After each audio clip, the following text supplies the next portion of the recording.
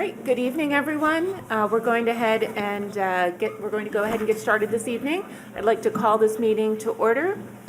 Tonight is March 24th, 2025. We are the Town of Arlington Redevelopment Board. My name is Rachel Zemberry. I'm the chair. Could the other members of the board please introduce themselves? Steve Revelock. Eugene Benson. Shayna Corman-Houston. Ken Lau. And we also have with us this evening the Director of the Department of Planning and Community Development, Claire Ricker. Thank you. Let's start this evening with our first agenda item, which is a review of the meeting minutes from the March 10th, 2025 meeting. Are there any additions or corrections, starting with Steve? None. Jean? None. Shayna? None. Ken? Yeah, I have one. Okay. Let me open it up right now. It's where they refer to as Mr. Kin. Can you just change it to Mr. Lau? Absolutely. Thank you. Thank you, Ken. You want me to find that, or you'll? I will, Okay. I'll search for it. Thank you. Great. Do we have a motion to approve the meeting minutes as amended? So motioned. Second. We'll take a vote, starting with Steve. Yes. Jean? Yes. Shayna? Yes. Ken? Yes. And I'm a yes as well. Those meeting minutes have been approved. Let's move to our second agenda item, which is the continued public hearing for docket number 3838, 15 Ryder Street, which is continued from February 24th, 2025. So this evening, I will turn it over to Director Ricker for a brief introduction. We'll turn it over to the applicant team for an update as to the memo that you created and anything else that you would like to highlight, addressing the comments from our last hearing. We'll allot about 7 to 10 minutes maximum for that, so that we have plenty of time for discussion with the board. We'll then take open public comment, and then we'll turn it back to the board to discuss whether we can come to a finding this evening. All right, with that, I'll hand it over to Director Ricker. Great, thank you. So just to review, this is an application by Tom Allen at ABC Beer Incorporated, doing business as Arlington Brewing Company. The applicant proposes to construct an approximately 1,000 square foot addition and renovate the interior of a 2-story vacant commercial building with off-street parking located at 15 Ryder Street in Arlington in the industrial district. The proposal would establish a single-story mixed-use building with a brewery, including a tap room, and approximately 3,900 square foot restaurant. Additional materials that have been submitted for consideration of this application include an updated memo, updated dimensional and parking information, an updated site plan, updated vehicular traffic plan, updated elevations that are colored, lighting plan, rooftop equipment plan, signage plan, bicycle parking specifications, and an updated lead checklist from March 14th, as requested by the board in the previous hearing. Excuse me. Great, thank you so much. I appreciate that. And with that, we will turn it over to the attorney. Yes, Attorney Whitson O'Connor. Members of the board, Director Ricker. As Director Ricker has said, we have provided a memorandum which we believe responds to all of the questions and comments raised by the board at the last meeting. The initial memorandum talks about parking and loading. We have reduced the parking to 17 spaces, and we have come to terms with the landlord to provide for the lack of a loading space as to how to load and unload. There is secure yard access, improved delivery access, we call for some compact car spaces, updated delivery hours. Mr. Allen also did some investigation about the parking supply and alternative parking arrangements, walking, biking. He talked to us, as the board suggested, the Medford Brewing Company, which has a nearly identical seating capacity to what is proposed by the applicant. And that business told him 60% of its customers walk to the establishment. And I would suggest that that's likely true with respect to the Heights Pub and also the Town Tavern in East Arlington. Neither of those spaces have dedicated parking. Tom has identified approximately 90 on-street parking spaces along Mass Ave within a 5-minute walk of the brewery. And he has talked with a number of area entities to obtain parking for employees. And you can see in the memorandum that there is still pending with some of those entities to provide parking for his employees. He is going to promote alternative transportation, and that is detailed in the plan. set out the hours of operation proposed for the tap room as well as the beer garden. And the exterior, the architect will go over the exterior facade and lighting and the changes. And the lead checklist, which you asked that we update. Signage has also been provided, and there's going to be some updates with respect to the landscaping, including as a result of meeting with Conservation Commission with what they requested by way of trees for the site, which is different than what is on the original plan. So I would turn it over to the architect unless you have any questions regarding the memorandum, which addresses, we think, all of the issues that were raised. Director Ricker was kind enough to give us a list, and we compared it to our list. We think we had all the questions and concerns down. Great, thank you very much. You're welcome. Sure. I will walk you through the plans as they stand. Sorry, if I could just ask you to please introduce yourself for the record. Thank you. My name is Dunya Vujanic with Verizon Design Associates. Thank you. The site plan shows here the changes in the parking. We eliminated the 3 parking spots that were crossing the front yard. So all parking spaces are now back of the front of the building. This resulted in a total of 17 parking spaces, 3 of which are compact car spaces. We've also identified the EV-ready spaces and shown now an aisle that accesses the overhead door for easy loading of goods into the building. We have changed the trees. The dogwoods in the front were changed to the cherry tree, and the maple as part of the latest.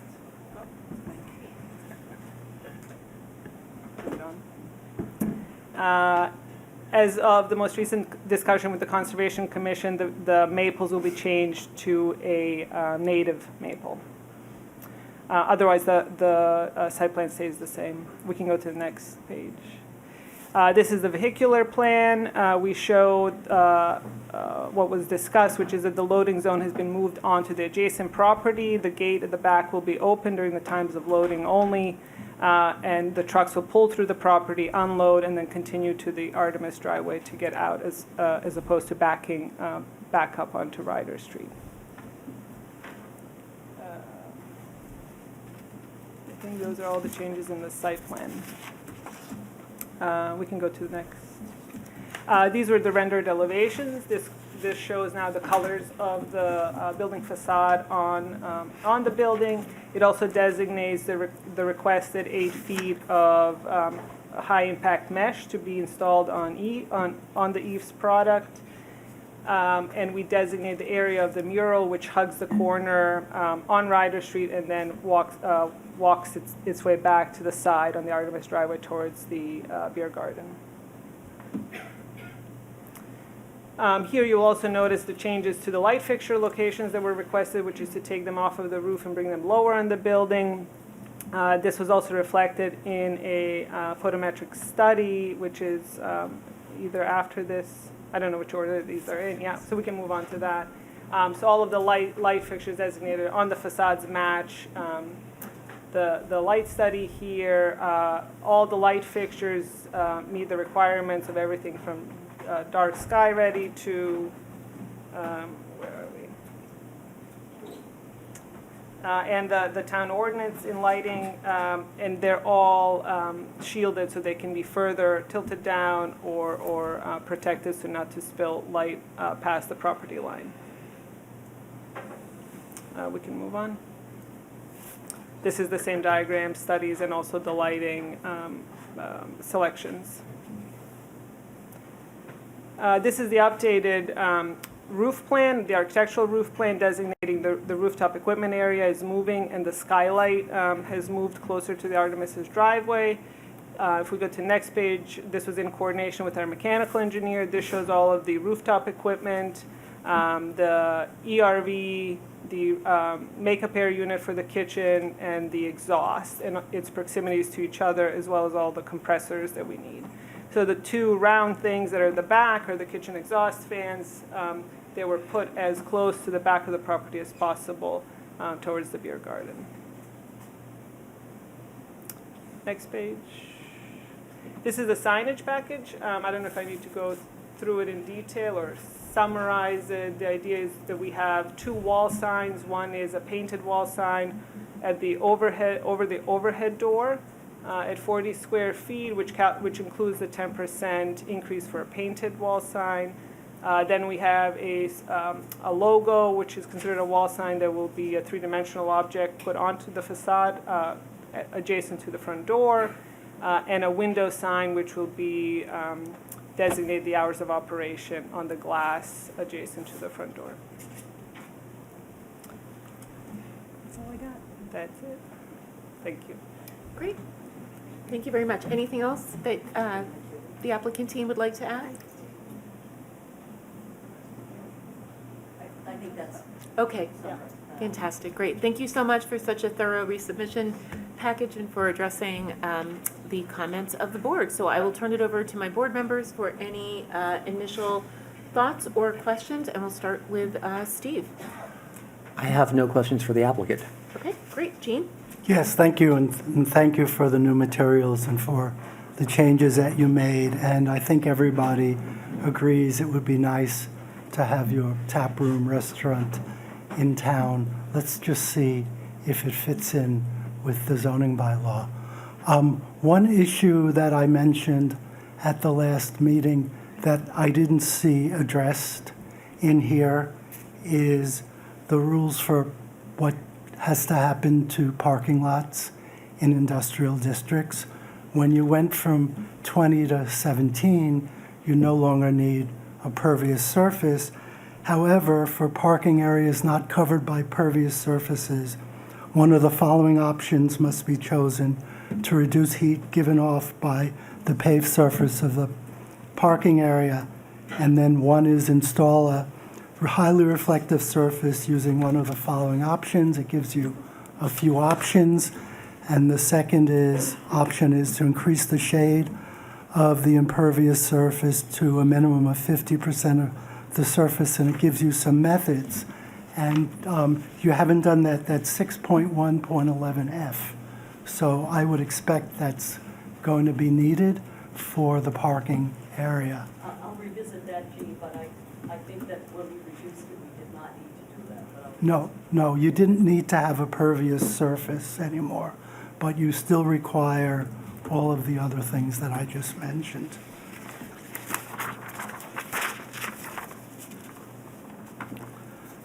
So the issues that I remain concerned about, and let me take them in just sort of the order that I wrote them down, are traffic, parking, noise, litter, and light pollution. Let me start with traffic and parking together. And I was in California a couple weeks ago, and I visited a place that's probably a lot like your place will be. It had a tap room, a number of taps, and sort of a restaurant. And it was in an industrial area, but across the street, a couple buildings down, was a residential area. There was no parking there at all.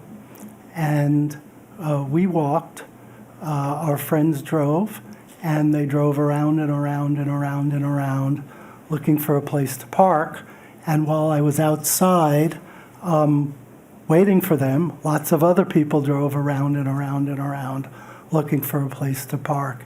And I just fear that even if 40% of your patrons come by car, and I think it will probably be more, that there'll be a lot of people driving around and around and around and looking for a place to park.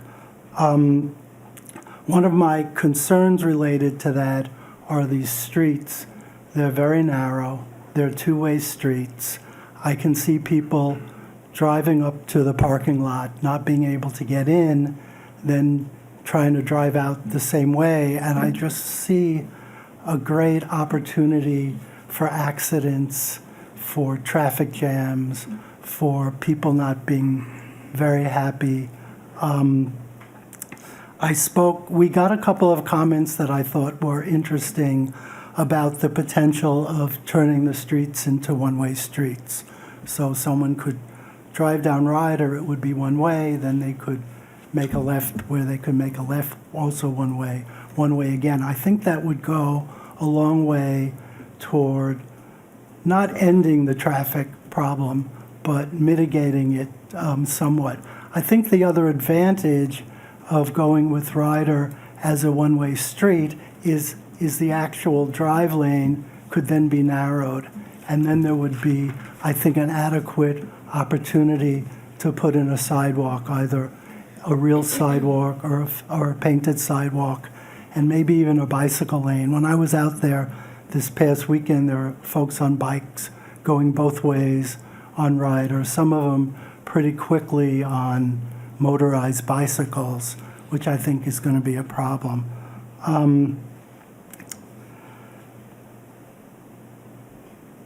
So I parked up on Mass Ave as close to Forest as I could when I went there. Yeah, you could get up to 80 spaces, but you're going a few blocks each way on Mass Ave to get up to the 80 spaces. I'm not saying people wouldn't do that, but I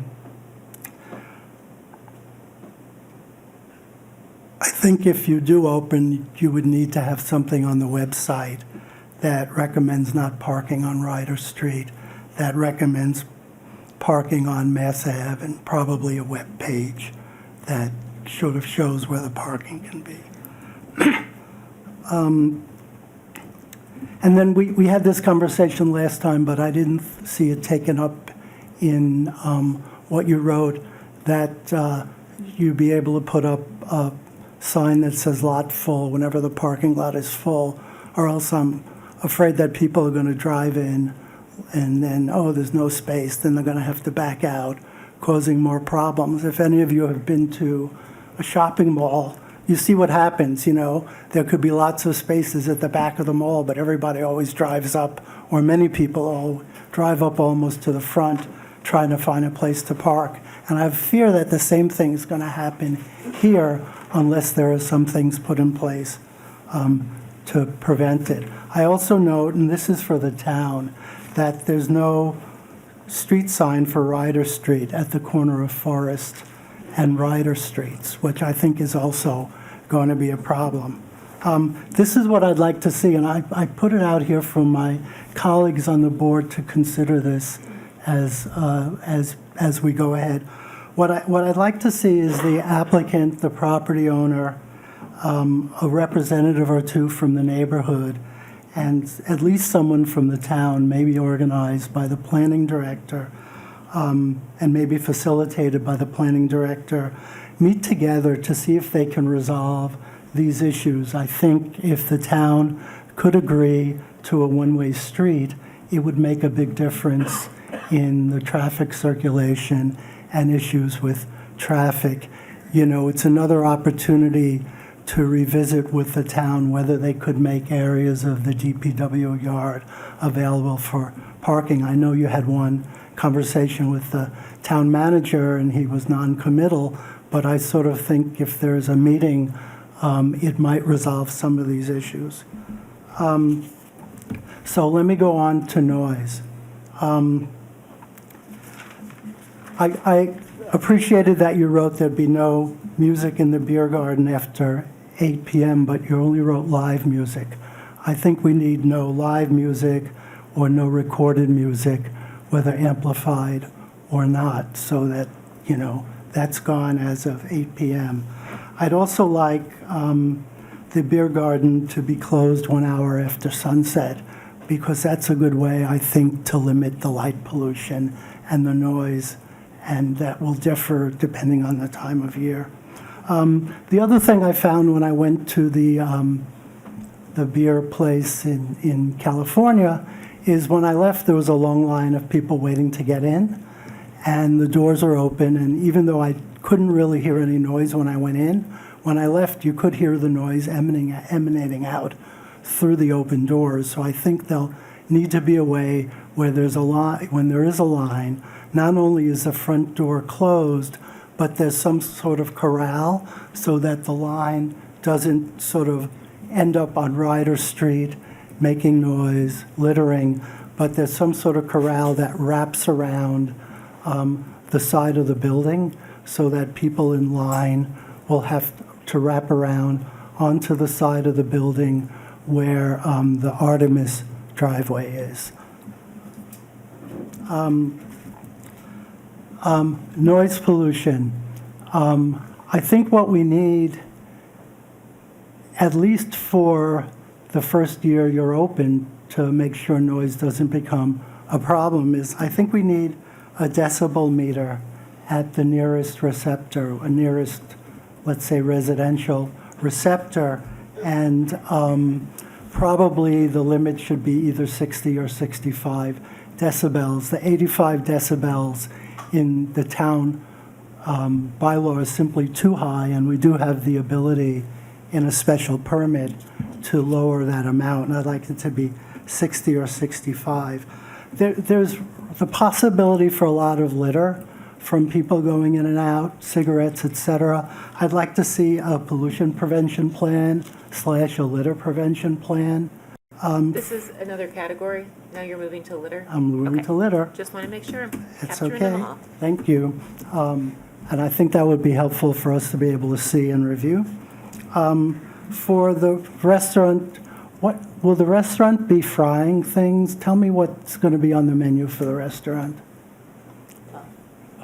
I don't have a finalized menu, but the idea is it's like an elevated American pub food, so there will be fryers. Yeah, I'm just wondering whether you need filtration on the exhausts if you're going to be frying in the restaurant.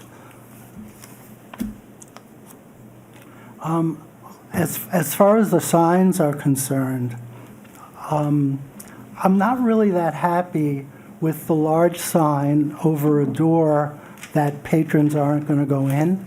You know, the sign on the faces the bikeway. Under our bylaw, in any industrial district, one wall sign is permitted for each street or parking lot frontage. So I'd really like to see you consider, although you don't have to do this because it's optional, some sort of sign on the side that's facing Forest Street too, so it's identified by people going down Forest Street. And also some sign where the actual entry door is on Ryder Street. I think Ryder Street is the right place for the entry door. I agree with you there. And the bylaw says at least one sign must be placed above or associated with the building entry. So my feeling is that you need some more to do Gene, with I the believe there signs. is a sign there. Are you suggesting that No. they enlarge it? There is. It's There's next just to it. There's just a little logo. Right. I think they need a sign, Okay. not simply a logo there. I just wanted to make sure you did see that one. Yep, Okay. yep, I saw it. And that's it. Thank you very much. Sheena? Just a few things. Could you let me know, I wasn't able to see on the plans where long-term bike parking was located. I think I must have missed it. Could you point it out for me? Sure, if we go to the site plan, yeah. The long-term parking is right off to the side adjacent to the transformer before the big tree. Great, thank you. And then on A010, you have a bike path and a pedestrian path indicated. Are those sort of for information only, or do you intend to distinguish those pathways in any way, change of materials, change of color, something like that? At this time, it was for informational purposes only. Okay. Let's see. And so in particular, along the front, that pedestrian path along the front, what is that material going to be? So that's currently the same, the plan is that it's the same asphalt that's there right now. Okay. All right. And have you considered any sort of barrier around the equipment on the roof, a screen or similar, either for aesthetic or noise attenuation purposes? We did not. The rooftop equipment was all placed to be within 10 feet of the edge of the roof, so it can be serviced from all sides safely. So any kind of screen would then be installed at the face of the building, which would then to me, raise the presence of the building significantly. So it wouldn't be set back from the edge of the roof. And I would also be interested to hear about the value of a screen for sound attenuation purposes. I've heard that sort of screening can be valuable. I've heard it can create an echo chamber. So I'd be interested to hear feedback on that sort of screening. I know noise from rooftop equipment has been a concern from the neighbors. And my last question is, I was excited to see the potential mural on the building, and I was wondering if you have any ideas about a potential muralist or source of that mural, where that's coming from. We've been in touch with the Arlington Commission for the Arts, who has a long list of potential muralists. We have not selected a muralist yet. Okay, great, thank you. Great, thank you, Shayna. Ken? Thank you. My list of questions is not quite as long as Jean's, but one major thing I have right now is at the last meeting, I had asked the light fixtures along the parking lot to be lowered. And can you go to that? Yes. They don't seem to have been lowered. So they have, the previous were rooftop mounted. These are not face mounted, but this building is pretty low, so it's 23-ish feet. So we need the height in order to light the parking lot. So they have been lowered as far down to provide enough lighting for 2 lanes of parking while not emitting light to the DPW or to the residential across Ryder Street. So they're kind of at their limit of where they can be. If they're any lower, then we are not able to light the parking lot fully. And you're also lighting the sign with those as well, correct? So there's 2 different light fixtures Yes. that are just goosenecks that are directed at the sign, and you can see it there. Kind of just it's a bright light on. You go to the next plan. Yeah, okay. Yeah. If you look at this light level plan here, Yeah. if you look at the light levels right against the building below those lights, their reading doesn't quite jive with the pictures. You're showing a 2, 3, 4, and maybe one at the corner at a 5, 7, 8, 7. Okay. Yeah. So it shows that it's quite dark in that area, as compared to the parking lot, which is in the 4s and 3s. So if you go down to the next slide, please, next thing there.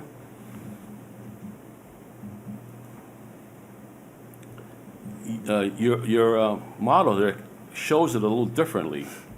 It shows it, the one on the right there shows that the lights above sort of glow right down onto the sidewalk. Correct. So that would be the. I don't see why on your light level plans it shows it lighter. I mean, it shows it darker than the rest of the parking lot. So maybe I'm not following you. So up against the building are the highest numbers that emanate towards 0 at the DPW, 0.4. So the highest light levels would be closest to the building at 5.7 and 8.7. If we go back to the sheet says E 0.0, and we look right along the building there on the sidewalk, those numbers look lower, not higher, than what's in the parking lot. Correct, because those are the bright fixtures that light the parking lot. On facing Ryder Street, when you turn the corner, the light levels reduce significantly because we're not lighting up parking lot. I'm talking exactly on the sidewalk. If you look at the levels there, you start from the top of the building there. It starts off where the gate is. It starts off as the 20, 20, 20, 25, 34, 57, 87, 62. You look at those numbers, okay? And generally, those numbers are a lot lower than what's out in the parking lot. And if you look at your rendering and the pictures, it shows that the sidewalk is much brighter. So something's off there, okay? Can you take a look at that and, Sure. and come back? I'm not, you know. You were talking about the gate closest to the trash? Is that where you are? No, he's at the front corner of the building, so where you have the wall pack on the building Could I walk up to you? above the egress, on the bottom, Could we look at the drawing together? yep, so on the bottom left corner, it's lightest there, or it's brightest there because you have the wall pack above the door. Look right here, okay? Yeah, 23, 20, 20, 20, 25, 34, 57, 87, 62, okay? The parking lot here is in the 5s. Sure. Yeah, That means it's much brighter. yeah. Can you go up to the illumination? This shows at the edge of the building, it's much brighter, than the parking lot, it's darker. Something's not jiving there. Sure, I can look at it, but I believe what it's coming from is that this wall pack, this like little trash in this corner of the building, and this is more light. And then this is the roof, the rooftop. But those numbers have to change then if you're saying give yourself significant more light. Okay, you can't have one way or the other. No, I mean, this is the rooftop. I'm not- But I can, I'm talking right here. correct, and I think that is a darker spot, because the next light, so there is no light. This right here is lighter than up here. And I'm requesting that the lights along that building there be pushed down. All right? And if you want to light the parking lot so it's more safer, sorry, I might add a few more lights on the parking lot that face the other way. They do make these bollard lights that just light down, they're only like 3, 4 feet high, and they'll light up the parking lot. This way you're not, what you're doing right now, you're glowing the building up right now, okay? And I'm trying to avoid that at night. So that's what I was trying to say. Not to light the parking lot. I know you have to light the parking lot, but can we do it in a way where we have maybe a few more light fixtures, or have the light fixtures spread out a little bit more? so are you okay with the 3 goosenecks for the sign, and then the other 2 are the ones that you want to move down? And then, or replace with bollard lighting on the other side of the parking? I'm not okay with that, either, all those lights up there. I mean, You're not okay with them lighting their sign? I'm not okay with them lighting the building. If they want to light the sign, then move the sign where the lights are. And you don't, I mean, the difference, the height of the sign, you're not, I understand signage, you want to be able to see it, but, and the higher it is, because let's say you're in a shopping center and you're driving by a highway, you put big signs up, high up in the air so you can see it when you're going real fast. But you're not that way in this neighborhood. You're much slower and you're much closer, much more denser. So I don't believe you need the sign up in the top of the building. I think to be fair, if you just lower the sign a little bit, and because right now I'm trying to bring the massing of this building down a little bit, make it a little softer. Okay, I like what you did there with the mural, how it turned the corner. That's a real good job. It softens the size of the building, it brings it down proportionally, you know, wraps it around. That's interesting, and I like that. I compliment you on that part, okay? But this right here, I think Gene's correct. I mean, you're trying to bring attention to this building a block and a half away at the ice skating rink, and I don't think you want to do that. Yeah, that's certainly not the intention. I know that based on the engineering from the lights, we brought them as low as they could be, using this light from the building in order to light the parking lot. So, Yep. yeah, we want to acknowledge that, yes, you did ask us to bring them halfway down the facade of the building.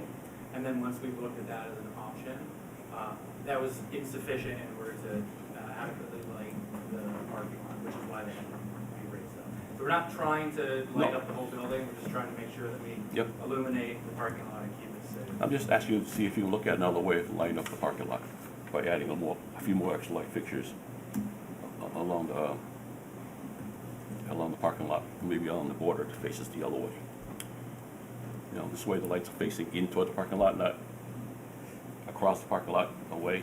Do you mean like the lights on the far side of the parking lot, opposite the parking lot from the building? Is that? Yeah. Can you go to the line again?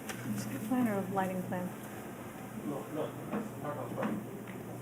Right now you have lights right here along the building blasting onto the parking lot, right? If you just put a couple of lights along here that shine this way, I that understand what you're saying. would solve the problem. I know it's a little more expensive, and I know it's a few more light fixtures and running conduit out there, but it would go a long way of mitigating some of the light here. That's what I'm trying to say there, okay?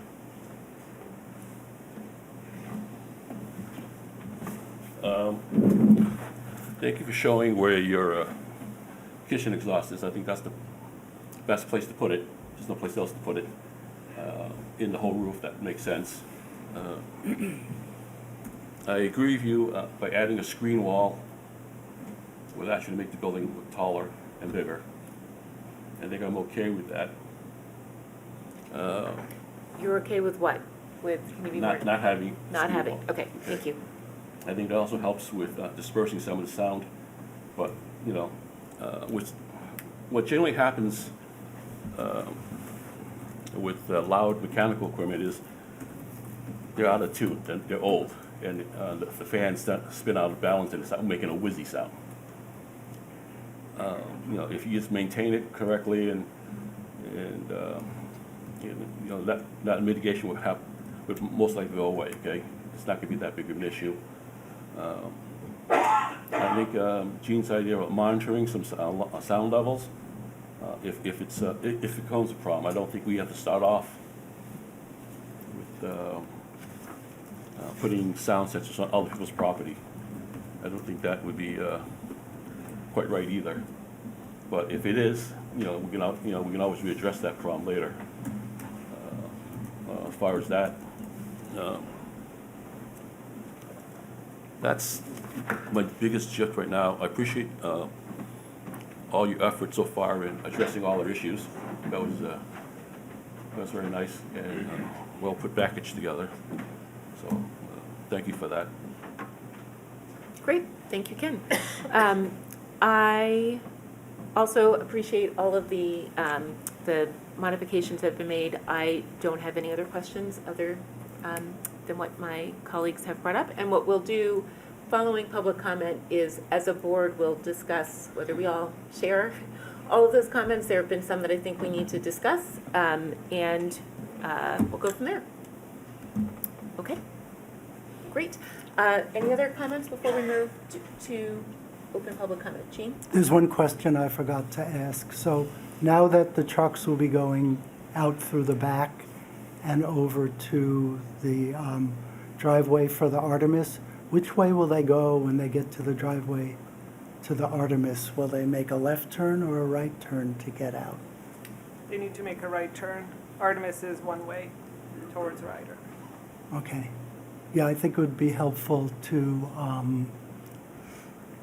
inform your contractors, because apparently people drive both ways on the one-way driveway. Great, thank you, Jean. Let's see, so with that, I should also add, because I don't think we've addressed it, one of the special conditions would be the approval of the compact parking spaces that you've proposed, and I'm, Right. Completely comfortable with that as a solution, so thank you. Me too. Just see if there are any other findings. I think that's good for now. So with that, let's go ahead and open the hearing for public comment. Let me just, before I ask you to raise your hands, let me just double check how we're doing on timing. So I will take public comment until 8:25 p.m., which will give us time for the board to discuss again and talk about next steps this evening. So with that, let's go ahead and open public comment. If you are interested in addressing the board this evening about this docket, please raise your hand. You'll have up to 2 minutes to address the board. Please begin your comments by introducing yourself with your first, last name, and address. And what I would like to do, if I could, is that open chair that we have right here. If we, Sarah, could you just help us move that table down so that we can make sure that we have the ability to hear everybody this evening? All right, so again, please raise your hand if you're interested in speaking this evening. So in the back.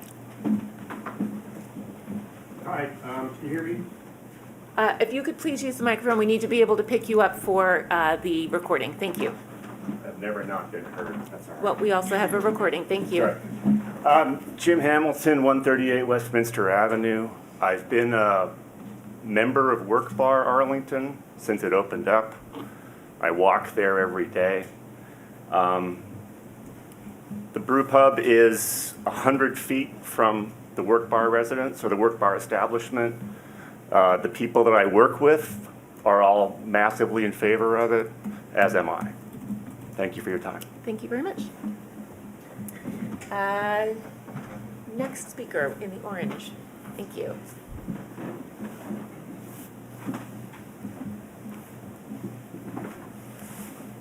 Hey everybody, my name is Dave Fatula. I'm at 259 Pleasant Street in Arlington. I'm also a member of the board of the Chamber of Commerce. I'm also a small business owner here in the town of Arlington. I just want to express my support for Arlington Brewing Company, and I also want to share that I live on Pleasant Street. If you if you know Pleasant Street, it is the only truck route from 93 into the western suburbs. We have 18-wheelers speeding down our street every day. We have 2 kids. We didn't teach them how to ride a bike because there's nowhere to teach them how to ride a bike safely.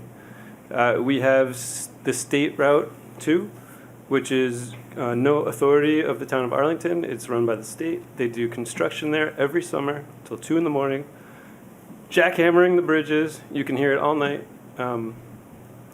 And I just want to say that I own my house, and my family's lived in my house since 2009, and we were aware of these issues when we bought the house. We're aware of the issues living there now. I love my home. I love my neighborhood. It's got issues. I think our town as a whole, from a zoning perspective, from a traffic perspective, from a safety perspective of our sidewalks and streets, has issues. I think Mr. Lau said in the last meeting that it's unfair to put all of those town issues on a single business owner. I think a vibrant business that supports our community is much better for our community than a vacant building. And I just wanted to share those thoughts and my support for Tom and for Arlington Brewing Company. Thank you. Thank you very much. Next. Yes.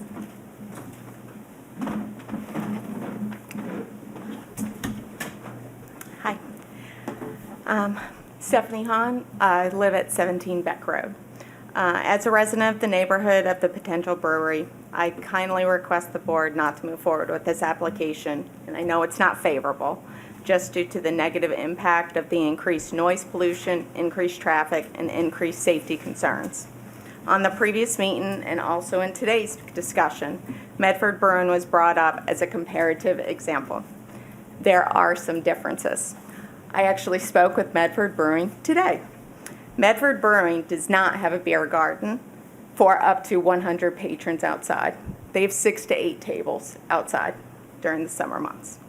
Medford Brewing also opens later under the week, 3 p.m., and they also close earlier than the proposed Arlington Brewery hours of 10 p.m. on Friday and Saturday and 8 p.m. on Sundays. In addition, Medford Brewing is not located in a neighborhood with 2 private ways. While local businesses are valuable to the community growth, this location site will do more harm than good to the neighborhood and the residents. Just food for thought, with the potential of up to 200 patrons on a beautiful, bright summer day, where will they park if we assume only 20%, which would equal 50 people, will drive to the brewery? Having patrons park on Mass Ave does not seem realistic.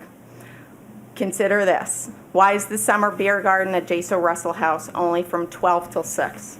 Consider why the beer garden at the Res was only until 8 to 9 p.m.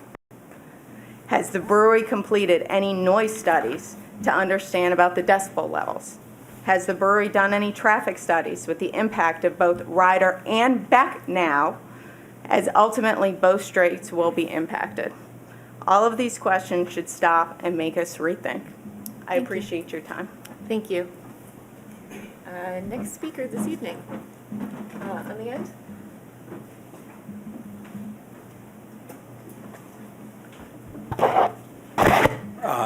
Hi, my name is Jim Foster. I live at 4 Belknap Street.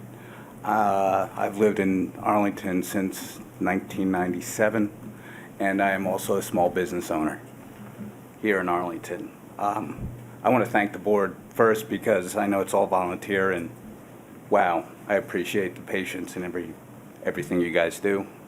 I'm just want to say for my 100% support for the brewery and what they're going to bring to the community.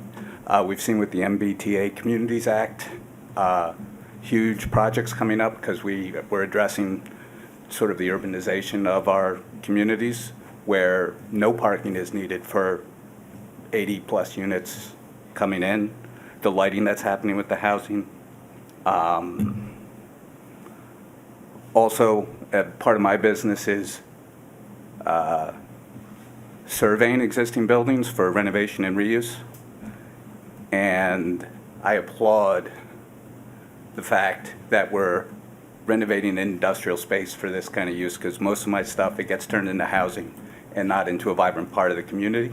So, bravo. Anyway, so 100% for it. And I would encourage even more business to do it because we've seen what's happened in the center, which has almost become a dead zone. So, best of luck with everything. Thank you very much. Next speaker. Yes. Over at Holsey. Hi, my name is Nicole Weber at 14 Ryder, right across the street. I really appreciate the no parking in the front of the building, and I wish that you would put that into some kind of a middle school corridor, painted on the sidewalk for people to know how to go, and maybe fix the sidewalk that makes the weird bar that goes around so kids have to go out into the street weirdly. I'm thinking you need a lot more biker spots and maybe a biker discount eventually when they ride their bikes to your bar. And I'm wondering why the traffic can't go the way the trucks are going. Why can't they follow that route? Because it's going to be hard backing out of that parking lot going out the other way. I think the wraparound near the front door is key. That would block the residents in front of the building from having everyone come out into our living rooms, basically. And I really feel like there needs to be a baseline noise assessment now so we know where we're going from here. Thank you. Thank you. Next. In the back.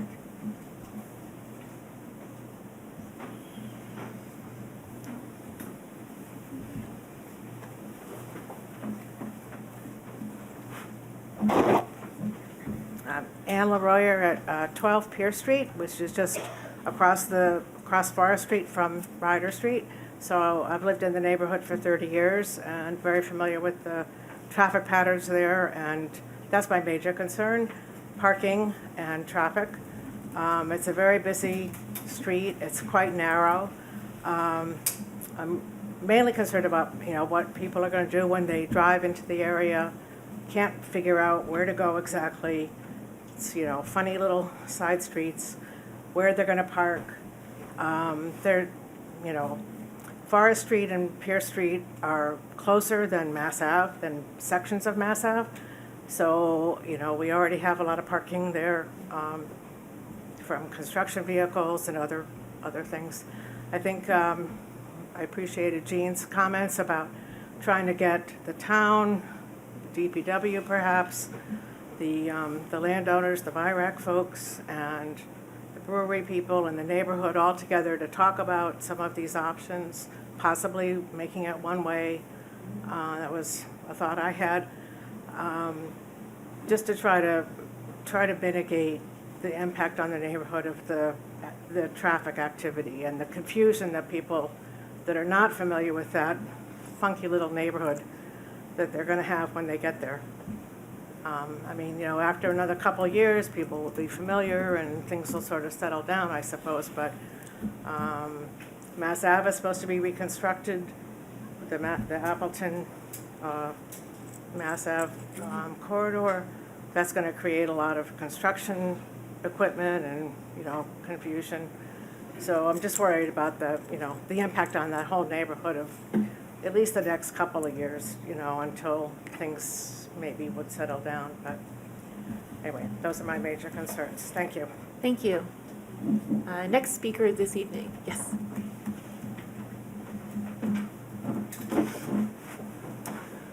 Thank you. My name is Alex T. of 2 Ryder Street. This is a special permit. Special is apt because what is being proposed here is exceptional in so many ways.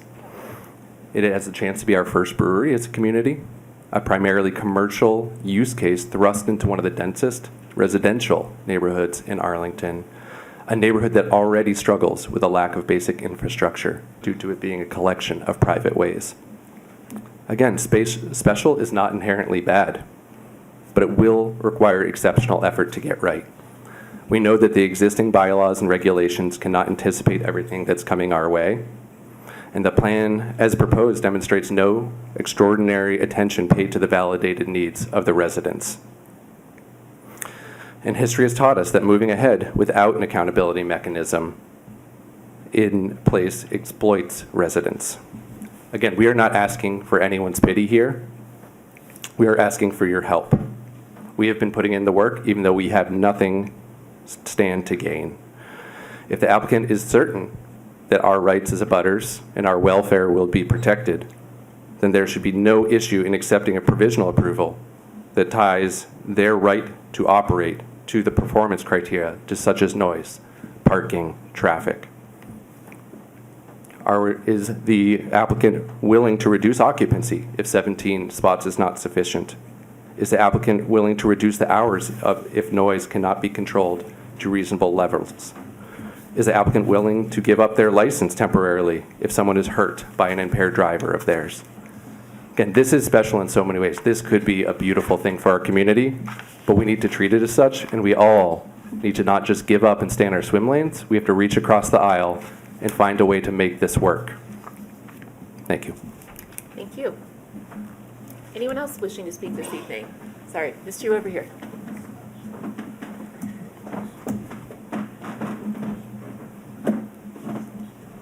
Hi, everybody. My name is Jeremy Joe, resident at 35 Forest Street. I can see the building from my kitchen window. I've known Tom for many years, and I think what he's trying to do to the community is honorable and bring in a place for families and residents together. I have 2 young children. One of my daughter's favorite loops to do is actually from our house down Forest, down Ryder, then down Beck. And there's a lot of cars already going through that area, a lot of industrial traffic. And I'm hoping that through the visibility of the brewery and the attention that it provides, we're able to address not only that noise, but also how those cars are navigating the area for safety for everybody.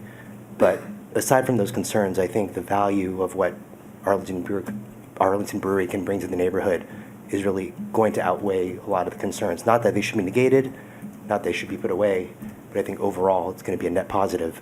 And I hope that we have a nice, bright place to look forward to as soon as we can. Thank you. Thank you. Oh, yeah, and I'm for the brewery, in case you couldn't tell. Thank you. Yes.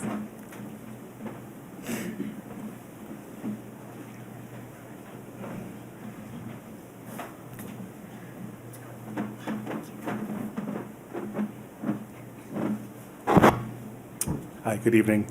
My name is Tom Davison. I live at 64 Stowcroft Road. I'm also a member of the Arlington Committee on Tourism and Economic Development, speaking as a private citizen, although we do have a meeting tomorrow night, and I do want to bring up asking for a letter to support this to the ARB. I'm very happy to hear at this point, after so many attempts to get a brewery into Arlington, that there's something that's moved this forward and that it's someone local, that it's a local entrepreneur, that we can support something like that. Having a community destination, I know the beer garden successes that we've had in town prove that these are family destinations. There are all types of people that come to these places. So Jason Russell House, when we do them there, people walk. The fact that this is right on the bike path or right off the bike path is a wonderful location for this. I've been to the Revolution Beer Hall up in Lexington, which is right off the bike path. Every time I've been there, at least on the summer months, I'd say there is at least as many bikes there as there are cars. So I think having a robust bike infrastructure is a wonderful thing. Again, having something that uses our local, I know there's hops being grown along the bike path, things that encourage who we are as a community, our terroir, if you will, of the DNA of this town, and what this could bring for discoverability and visibility to Arlington as a community. I think there are a number of benefits that will have long-term benefit to our community. Thank you. Thank you. So we are at 8:25, so I appreciate everyone who has provided comments this evening. Anyone who has not, I do encourage you to please, send a note to the Redevelopment Board. We'd love to hear your voices. We appreciate everybody who has written to us. We've read everything that we've received to date as well. So thank you all for speaking this evening. Let's see. So let's turn this back to the board for some discussion. And I'd like to see Director Ricker. I know that I had asked if the transportation planner on staff could take I know that he's been working with the residents as well as has taken a review of the revised application, and he did have a few findings that he sent through and recommendations. I wonder if you could top line that for the board? Sure, absolutely. So in a memo today that was included with the agenda just this afternoon, the Senior Transportation Planner, John Alessi, made a few comments and recommendations on the project, including establishing the existing conditions on Ryder Street. He states that Ryder Street is a private way, which we know, meaning the abutting property owners are also the owners of the roadway, not the town. All maintenance improvements and regulations are the responsibility of the abutting property owners.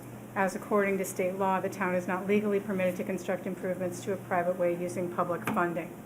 The next comment that he has provided is related to the parking supply. Sure. For example, this is something we talked about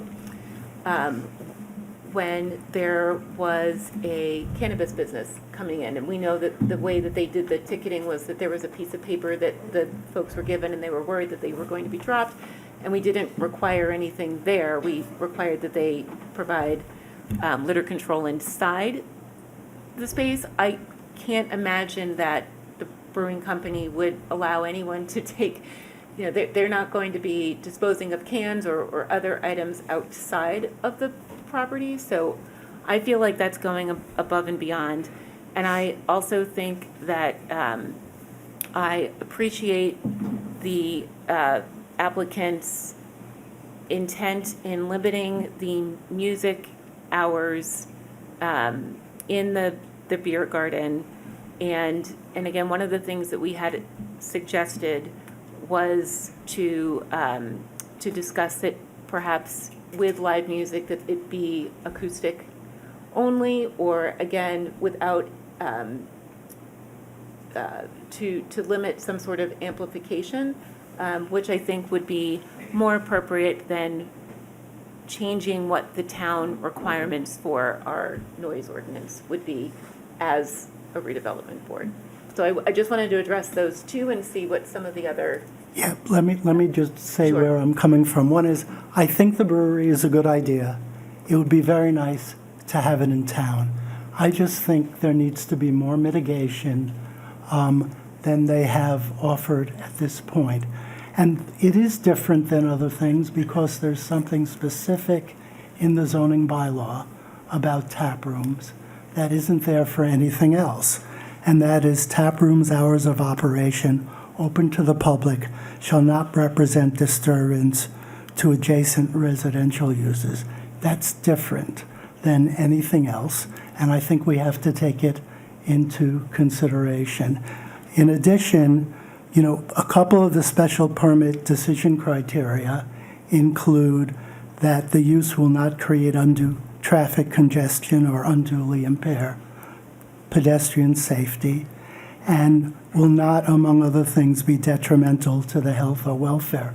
Noise is clearly a health issue, and litter is clearly a health and welfare issue. The litter, they're going to have to put in, I believe, tell me if this is correct, a pollution prevention plan or a litter prevention plan for the Conservation Commission? They have not requested that. They haven't requested it? Okay, I think we should ask for one. It may be as simple as they'll put trash barrels out in front, and that they'll, collect the trash every once in a while, things like that. Secondly, I just want to respond to, they offered to end the music at 8 o'clock. Yes. So I thought that was fine, but they just offered to end the live music at 8 o'clock. And I suggested it also had to be recorded. I don't necessarily music. disagree. Right, so I was fine with that. What I didn't understand is that at one point in the latest submission, they indicated that they would be closing at 11, but then at another point they said there would be special occasions when they would be open late. So I really didn't understand if 11 was the latest it would be open, or if there were going to be some times when you expected to be open beyond 11. Is that a direct question? Can I respond? Yes. Yeah, so the challenge here with respect to the hours of operation and special events is that it's just difficult to predict, for example, how late the Super Bowl will go.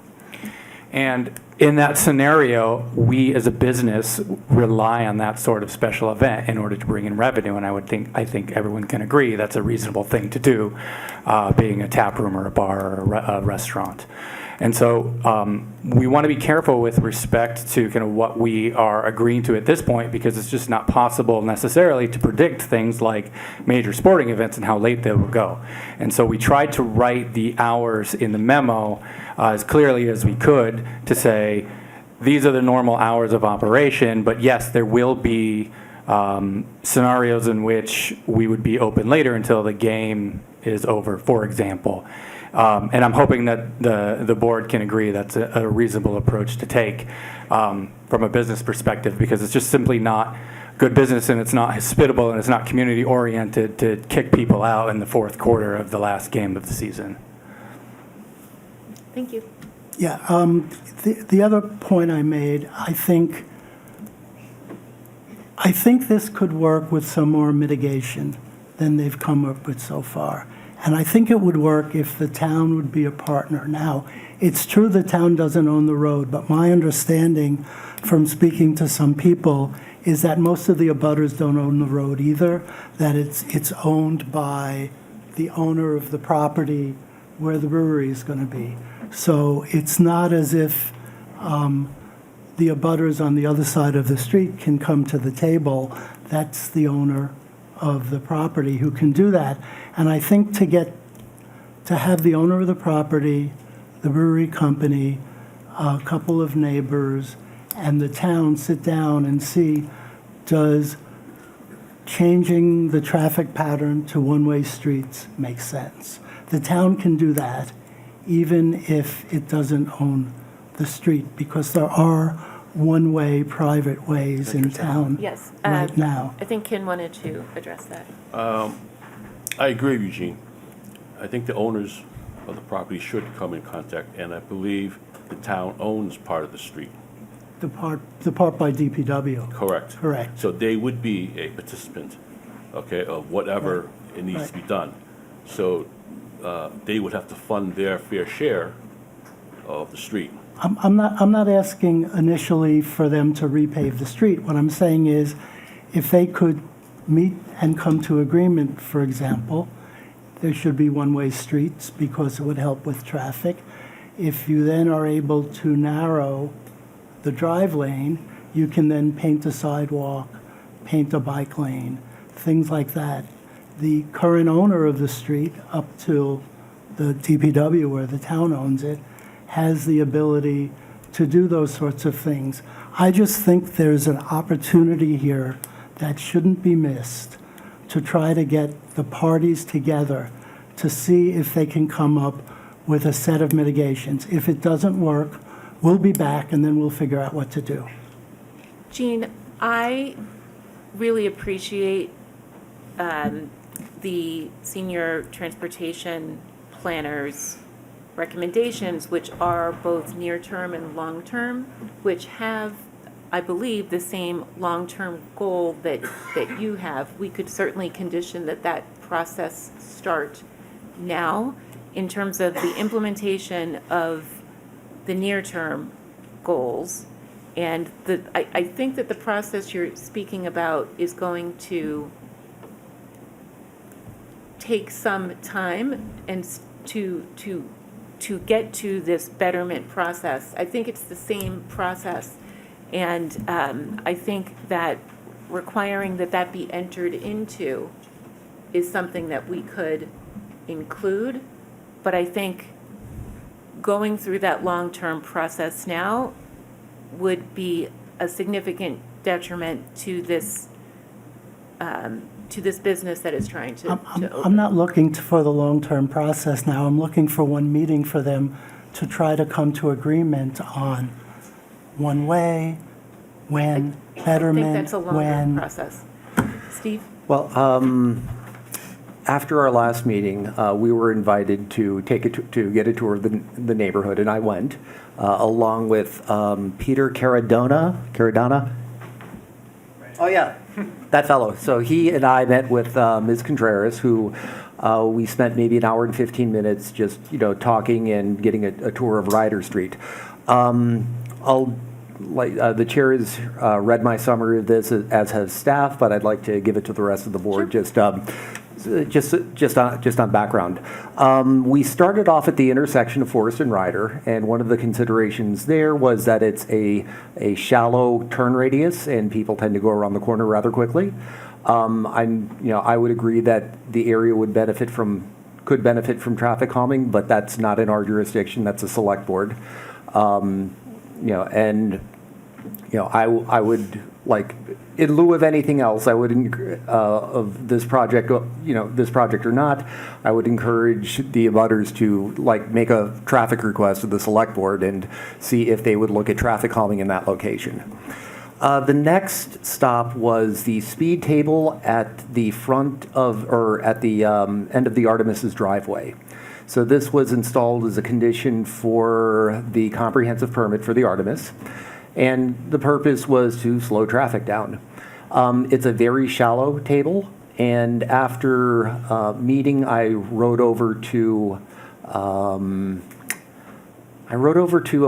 street in Medford that had just got some speed tables that were signed at 20 miles an hour, and what's on Ryder Street has a design speed of much higher than 20 miles an hour. But this is, again, with jurisdictional issues, this is covered under a comprehensive permit, which, this board doesn't have jurisdiction over. Sidewalk in front of the, just on the south side of the Artemis's driveway where it intersects Ryder Street. My recollection is that was sort of shaped to provide an accessible route to from Mass Ave to down Forest and to the Artemis. But in the process of doing that, it also has basically a railing, and it prevents you from using that sidewalk as a through path. It would be, I agree, it would be nice to have a walkway that went, one could just continue to go across to the brew pub, but that entire thing would have to be redesigned. And again, it's not, it was done under a as part of a comprehensive permit by my recollection. There is a malfunctioning street light above the Artemis's driveway on Ryder. Regardless of this special permit, I would encourage the abutters to use the request answer center on the town website and ask the DPW to just take a look at it. Let's see, there is a landscaping company that uses the far end of Ryder as a truck wash. This doesn't seem like a good thing, but again, it's not something we have jurisdiction over. And, you know, there were some general concerns about sightlines, mainly, or at least impartially, with the position of concrete, you know, large concrete blocks that the DPW has, you know, used to sort of like fence in the perimeter of the yard. But, you know, I think that would be a request and answer center as well. To just a couple of things that I've been sitting on, and I'm talking a lot now because I didn't say anything before. You have the floor. Regarding the sign on the bikeway, I actually like that. To me, you know, that's trying to call attention to that side as a main entrance and bring people in on the bikeway, which I think that's, it is, to me, that I see that as encouraging, you know, patrons to get there through a means other than driving. Regarding making Ryder a one-way street, that would essentially mean any traffic, rather than turning around, one would take a left onto Beck. Beck is functionally an alley, and I invite people to look at it. I'm skeptical that it would work all that well. And that is, let's see, yeah, that's about it for what I had. But you know, I sympathize with the range of issues that the abutters have brought up, but they cross a number of jurisdictional boundaries, and a lot of them are just outside of, you know, what we as a board are, you know, have the jurisdiction to do anything about. Thank you. Thank you. Shayna? Steve, I appreciate that that summary. That was very helpful, and I think gives some concrete examples to something that John Alessi alluded to, which is that there are valid concerns, multiple valid concerns on the site, but that it's not, they're not necessarily ones that are either things that the town is able to address. Some of them are, or that necessarily ought to be the responsibility of the applicant, although some of them are. And so that's sort of what I've been wrestling with, right, is where are the lines, given the jurisdictional issues and given that this is a private way. Just going through, Jean, I tend to agree with Rachel about noise considerations. I think it's not, I think it is going a little bit too far to change town noise requirements for this particular project. I was also concerned about the suggestion that the beer garden close 1 hour after sunset. Just the beer garden, that's right.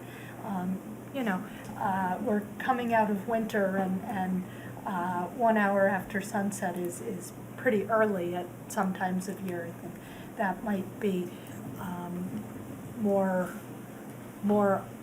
burdensome than necessary to protect the interests of the neighbors. Let's see.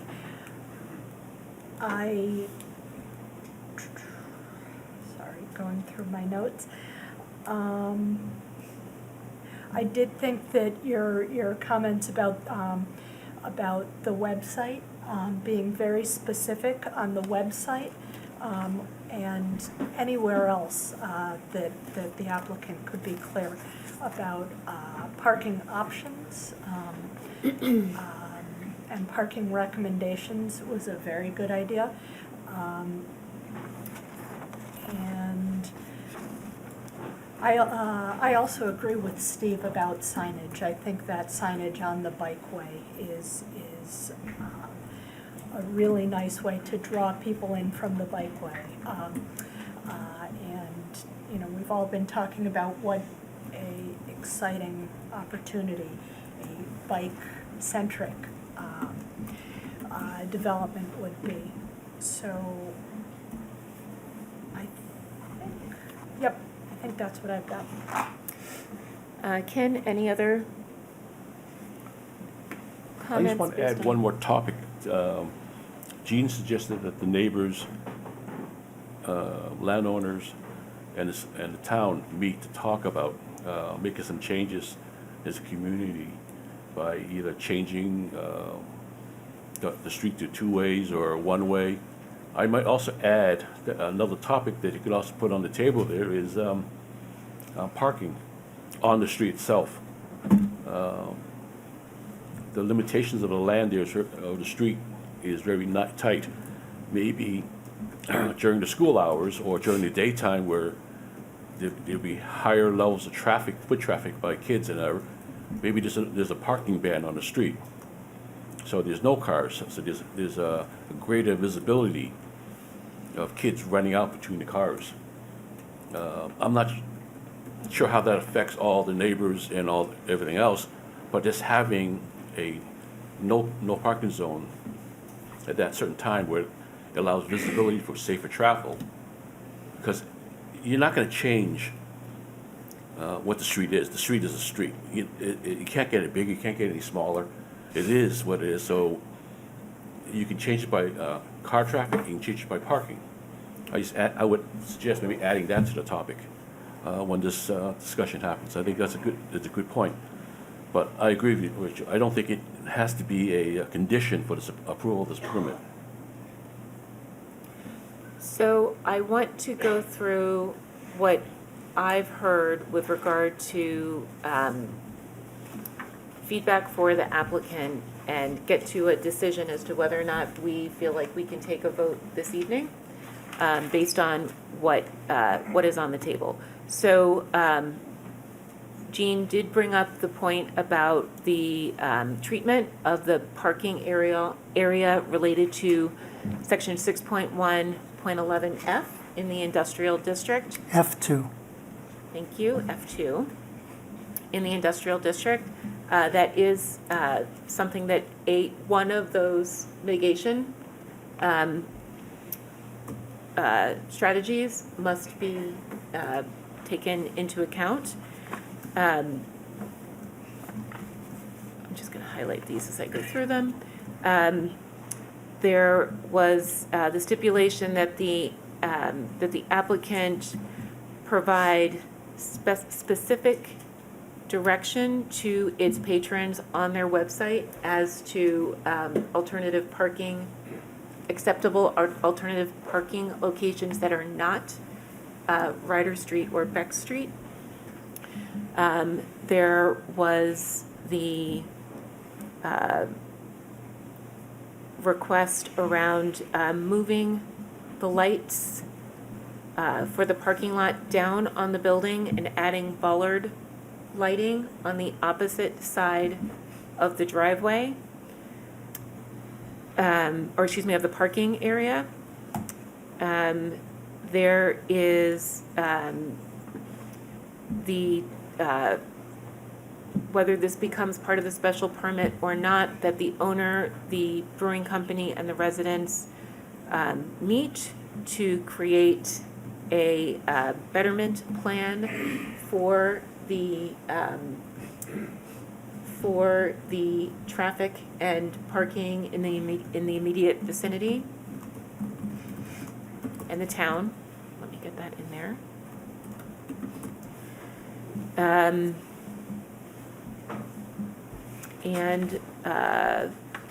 There are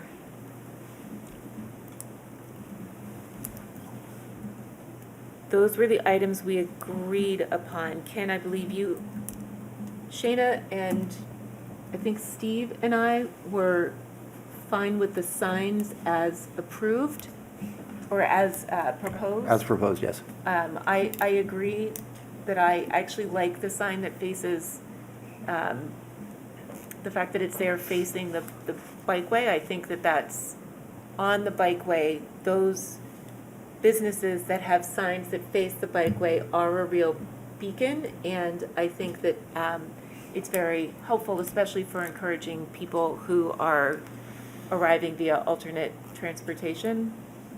I, with the mural, which is something that we had asked them to add, I'm comfortable with the sign because the mural becomes a beacon of its own, and quite frankly, I think a betterment in the neighborhood. I have no problem with the sign. I just have the issue with the light. With the lighting. Okay, I mean, no one's. Which yes, Yes, that. no one's gonna be recorded riding that. the bike. Well, maybe they do. I'm not a cyclist, Steve, but I don't see that many people riding the bike lanes That's at night. fair. So having it lit at night is not really gonna, help. So leaving the sign where it is fine with me, as long as the But lights. move all the lights down on the Down. building. Yes, just so doesn't, because you see the photometrics, it glows the building. And I like to have that lowered down some. So, can I clarify, the sign on that side of the building, it would be painted on, my understanding is that it would be painted on the side of the building, and you're saying, that it should not be illuminated at all. There should not be any lighting on it, so that in the dark, from that side, one would not necessarily see any signage on the building at all from that side. Is that, am I understanding that correctly? Correct, yes. I just see it as, when I was a kid, watching cartoons and seeing these things where it says ACMi sign, it's like a big bright sign that shines through the bedroom window. I just don't see that being necessary. If the sign is to attract people from the bikeway, that's fine. I'm willing to look at it in such a way, if they do another light study or do another a look at it, say, okay, we can mitigate this some more and just do the letters or something, or we do it in tasteful way. I'm okay with that. I'm not, but I'm just saying the way it's shown right now, I don't like it. So I'm not sure I agree with you.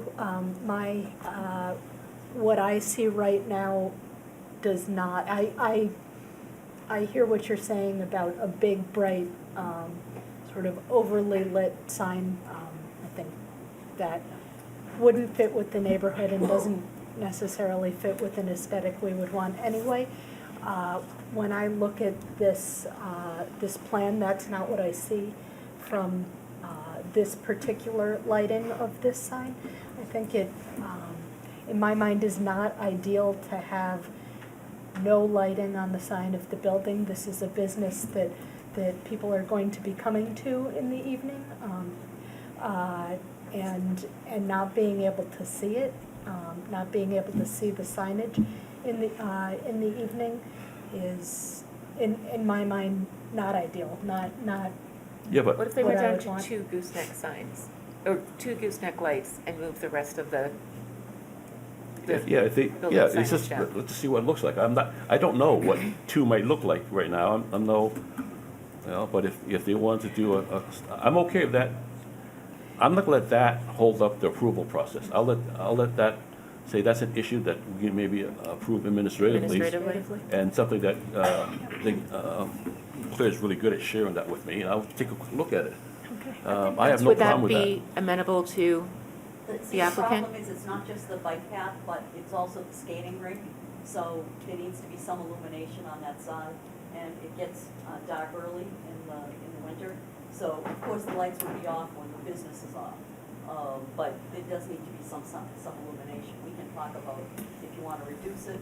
We'll address that. Take a look at it. I'm not, Yep. I'm not saying no. I'm just saying it's a concern of mine. Okay. What else would be an item that we would want to address in a special condition? Jean? Well, I think the idea that I mentioned, that we don't want patrons outside unless they're in a line That to go in. queuing would be through the parking lot Right. side rather than along the front of the building? Right, the Would that be queuing, amenable? yeah, so they'd have to have some sort of corral so that people have to stand in line and not sort of spill out into the neighborhood. And that's common in a lot of places. Sure. I mean, that's really up to your operations and your management team to Yeah, I think ensure that. It makes a lot of sense to have crowd management. I think it makes a lot of sense to have a corral and queuing that is orderly. I don't know what the exact location of that queue would be, and I think that probably has something to do with a little bit of a trial and error once it's operational, just to make, because there might be an issue if we say, oh, we'll queue into the parking lot that we haven't foreseen, we have to queue the other way. So I'm happy to... Queuing away from the front of the... Queuing away from the residences, yes. I 100% agree with and am willing to accept that as a condition. Okay.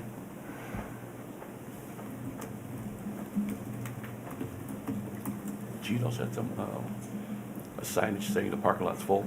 Yes, that was the addition of an A-frame sign indicating when the parking lot is full. That's fine. That sign will be out all the time. Okay. I hope, yes. Okay. And you did confirm that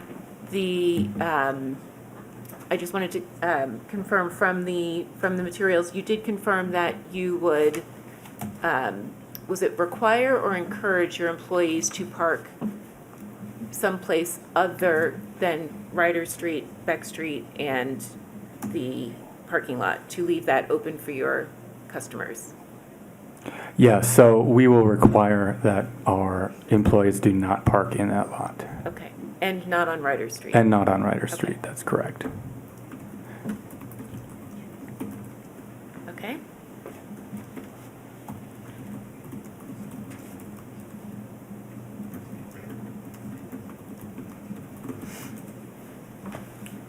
Can I make Yes. one quick Please. amendment to that statement? Yes. I would like the permission of the board if, for example, we have an employee with a disability, Yes.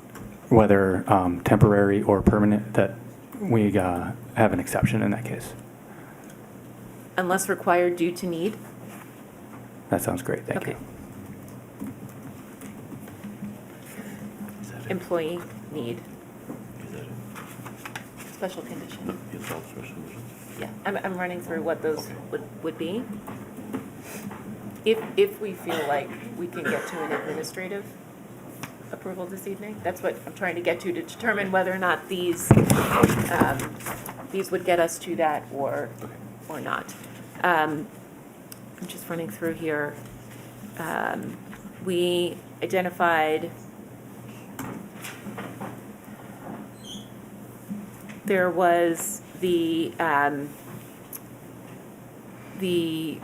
music ending at 8 o'clock. It was live music in the proposal. Does the board feel that that is the live music or all music?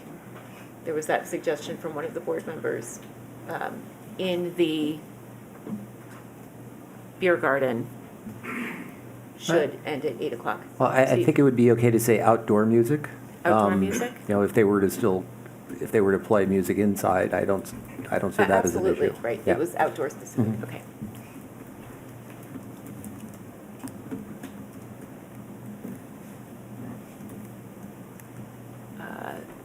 Any other potential conditions? Do we want to do anything about noise? That's what that was for there. Aside from that, I am comfortable noise with that monitoring? being the noise management Mhm. special condition. Shayna? I agree. Steve? I agree. Ken? Yes.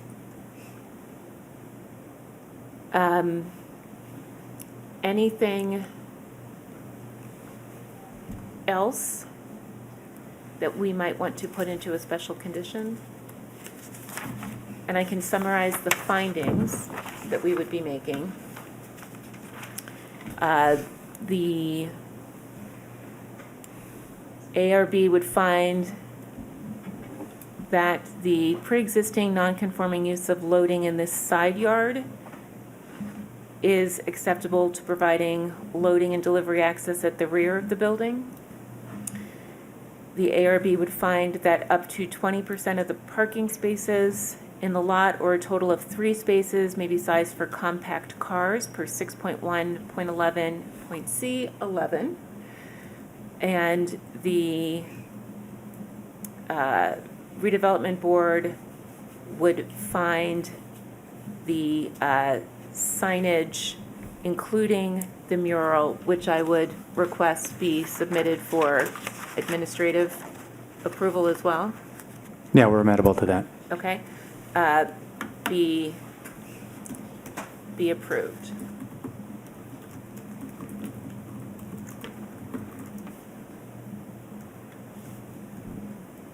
As well as the finding that the project is consistent with EDR review and the special permits of the zoning bylaw. Those would be our findings. I think we're close enough for a vote, I believe. Okay. I will run through the motion with the special permit conditions to make sure that we have those all, and if I missed one, please let me know. So is there a motion to approve the application with the findings so stated, with the additional special conditions that the applicant comply with the parking area requirements of section 6.1.11F2, subject to administrative approval? Sorry. No problem. That the applicant move all building lights on the facade facing the parking lot, lower on the building, add bollard lights on the far side of the parking lot, and submit an updated lighting plan for any for the site, including any proposed gooseneck lighting for administrative approval. That queuing shall be away from the residences.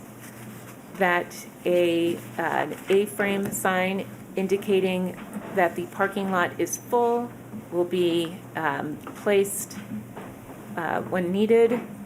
That the employees of the business shall not park on Ryder Street or in the business's parking lot, to reserve that parking lot for customer use unless required due to employee need. Or Beck Street. Or Beck Street, thank you. That outdoor music shall end at 8 p.m.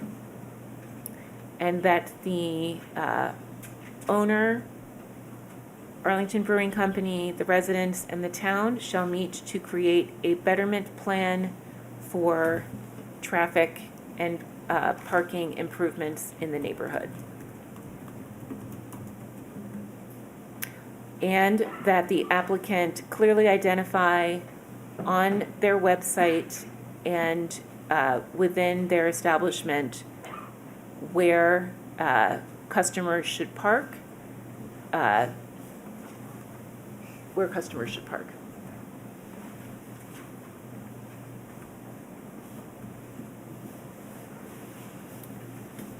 Did you mention a place for queuing for? I did. Okay. I did. Any Got it? other special conditions? Get all of it? That's all of it. So motioned. Is there a second? Second. All those in favor, we will take a roll call vote. Steve? Yes. Jean? No, and I just want to say I'm voting no, not because I think that the brewery is a bad idea. I actually think it's a very good idea, and it can fit in the neighborhood. I just think this board has not done enough to mitigate the impacts. Thank you, Jean. Shayna? Yes. Ken? Yes. And I am a yes as well. Congratulations. Thank you very much. And we really appreciate all of the feedback, and we ask that you continue to work with the residents and with the town to make sure that this is a successful venture for everybody. Like I said, we're all about spreading joy, and that doesn't end today. That's going to go on for a long, long time. Thank you very much. Yes. Sure, next steps. Yeah, I'd like to just include, no problem, no problem. I'll include next steps for the applicant as well. Claire, could you please, no problem. Claire, could you please discuss, indicate next steps? Claire, if you could just state for the record next steps so that everyone understands the approval process. Excuse me, so, sure, great. So the next steps here will be that with the decision. We still have a meeting, guys. Excuse me, we still have a meeting and we're answering a question. If people could be quiet when they're leaving. So a draft decision will be circulated to the board for review. The final decision will be then published within approximately 14 days of this hearing. Once that decision is published, it's posted at the city clerk's office. There is an appeal period of 20 days after the posting of that decision, and after those 20 days, then the applicant is free to seek a building permit. Okay. And please give me a call. Thank you. If you have any further questions. Thank you. I hope that clarifies. Great. Thank you very much. All right, so with that, we will move to our next item on the agenda, which is the public hearing for docket number 3348, 821 to 837 Mass Ave, which is continued from March 10th, 2025. And I will turn it over to Director Ricker to update us on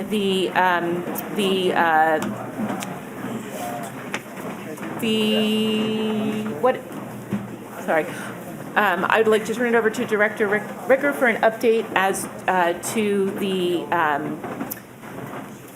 next steps with the property that have occurred since our last meeting. Yes, great, thank you. So at the previous hearing for this project, the board determined that they would take a vote on demolishing the building tonight at this hearing. While in the interim, the building commissioner ordered that due to safety concerns, his office had ordered the demolition of 821 Mass Ave as the risk to public safety had grown to the point where it was completely unacceptable, and the building needed to be taken down immediately. His order supersedes any restrictions that may have previously been placed on the property, including any outstanding permissions or any such decision that needed to be made by this board. So the hearing is still open as of right now. However, the building has already been taken down. The building, the basement, it's my understanding, will be backfilled. And in conversation with the building commissioner, he recommended that any other conditions on the site, the board should instill those at the time that they make a decision on the project. Thank you very much. So, Madam Chair? yes. The board had asked that they fill it in and seed it, and I sent Director Ricker an email confirming that that will be done, if you remember at the last meeting.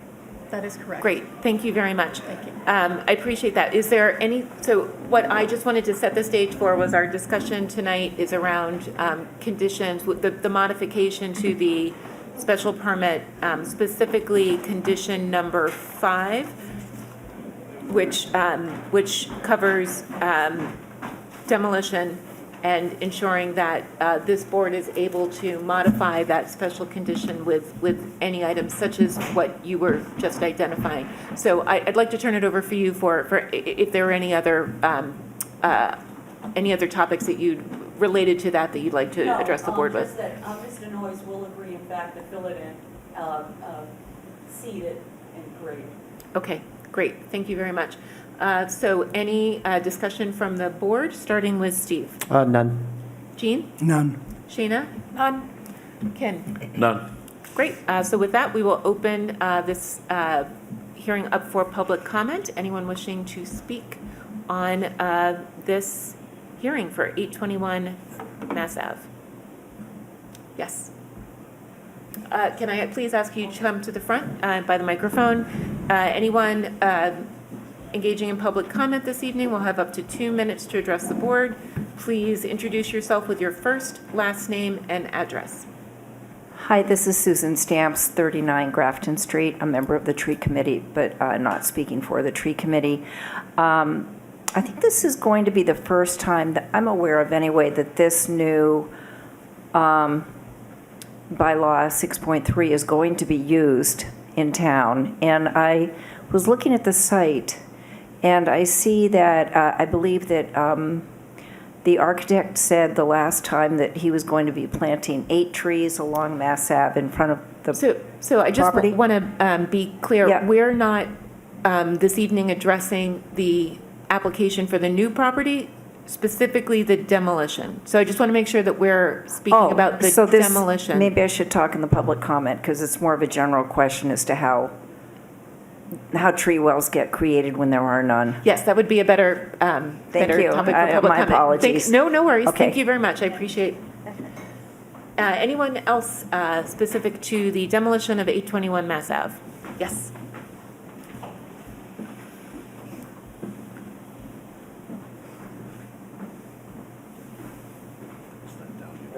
Yes, thank you. Just so the microphone can pick you up. Okay. Thank you. Peter Bloom, Jason Terrace. I was watching the Arlington Community Access Television. I was watching the previous meeting just yesterday for the first time, and I was listening very intently to the explanation for why the demolition was granted on an emergency basis. And in the course of that, it was noted that there was a consistent effort made to board up the broken windows, and that just wasn't, that they kept getting taken down.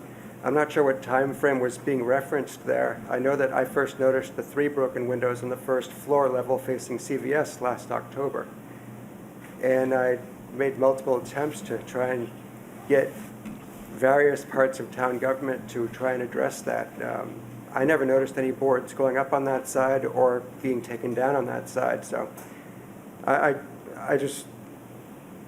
was just puzzled by that.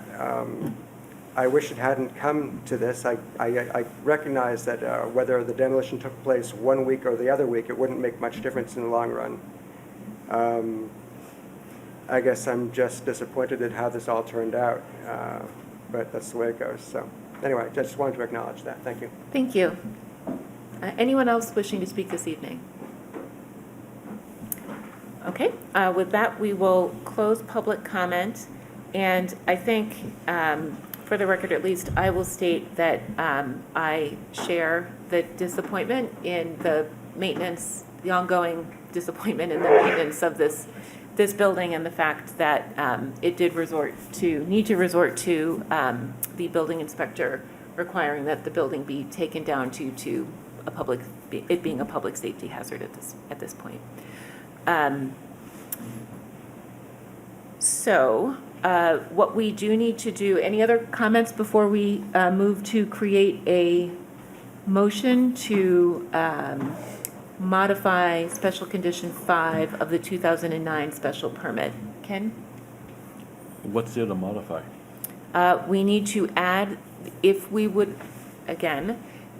feel as a board that it is necessary to modify the special condition to ensure that the applicant follows through with the requirements that we are placing, such as the filling, the grading, and the seeding of the property, we would need to modify it to add it. Okay. Shana? Nothing. Jean? Nothing. Steve? Sounds fine to me. Did anyone on the board feel that that is not necessary to modify the special permit at this point? Jean? Well, I think it's not necessary, but it's helpful. Okay, great. So with that, let me just pull.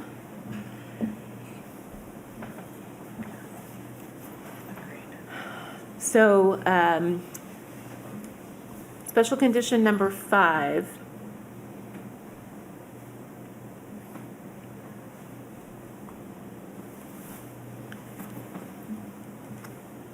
The last sentence is no request to move or demolish the house by amending this special permit will be made within 24 months of the date of issuance of this permit. We could move that upon demolition of the house, the applicant shall be required to backfill, grade, and seed the I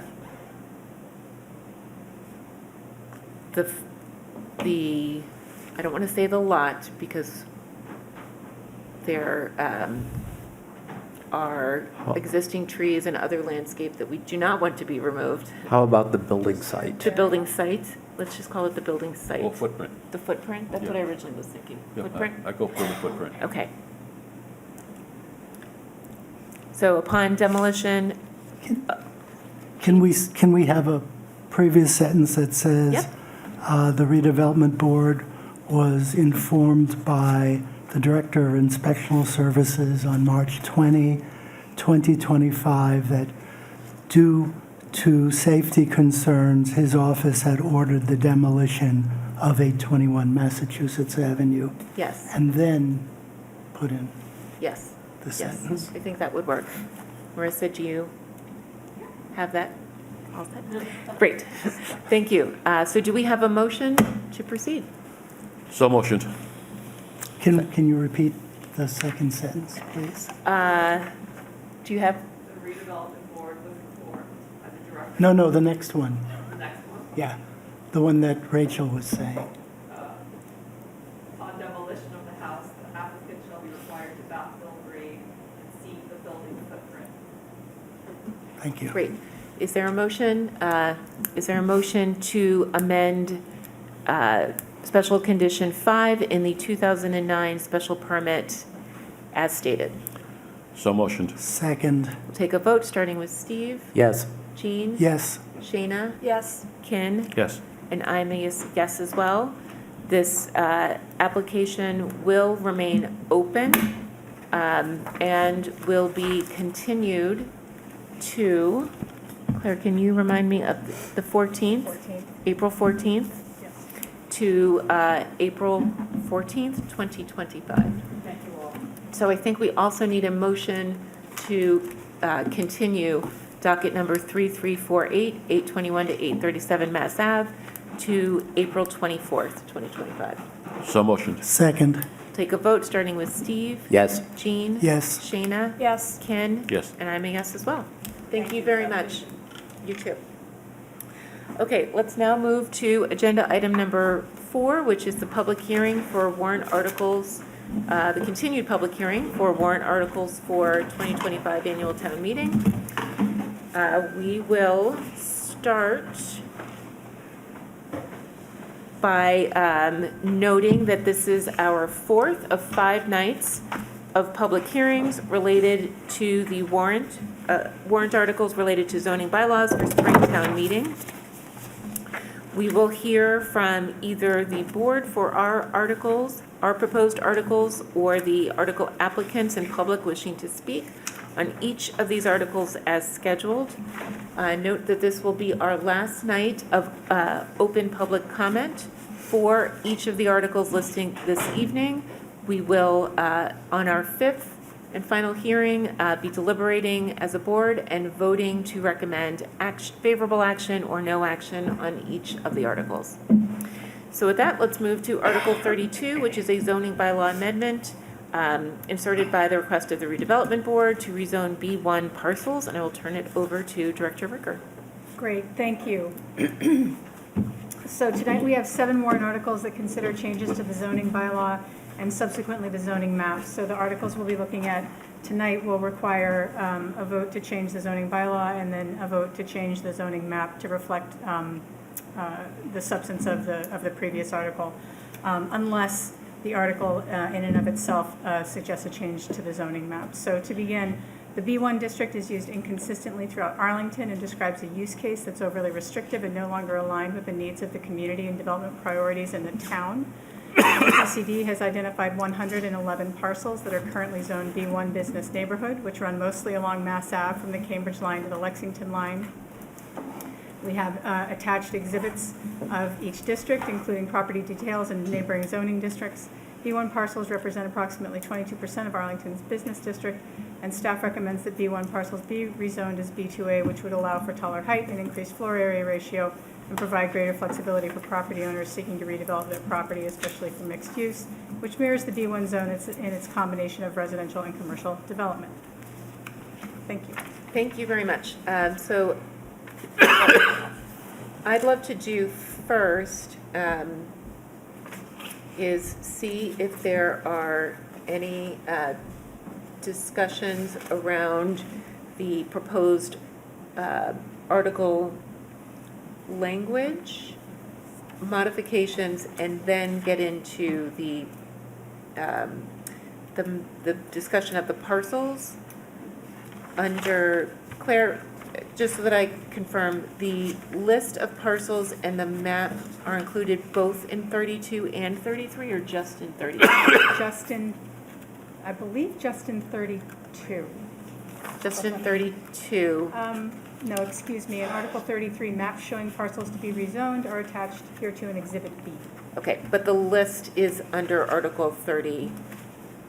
Correct. Correct, okay. So let's first start and see if there are any discussions related to the text, starting with Steve. None.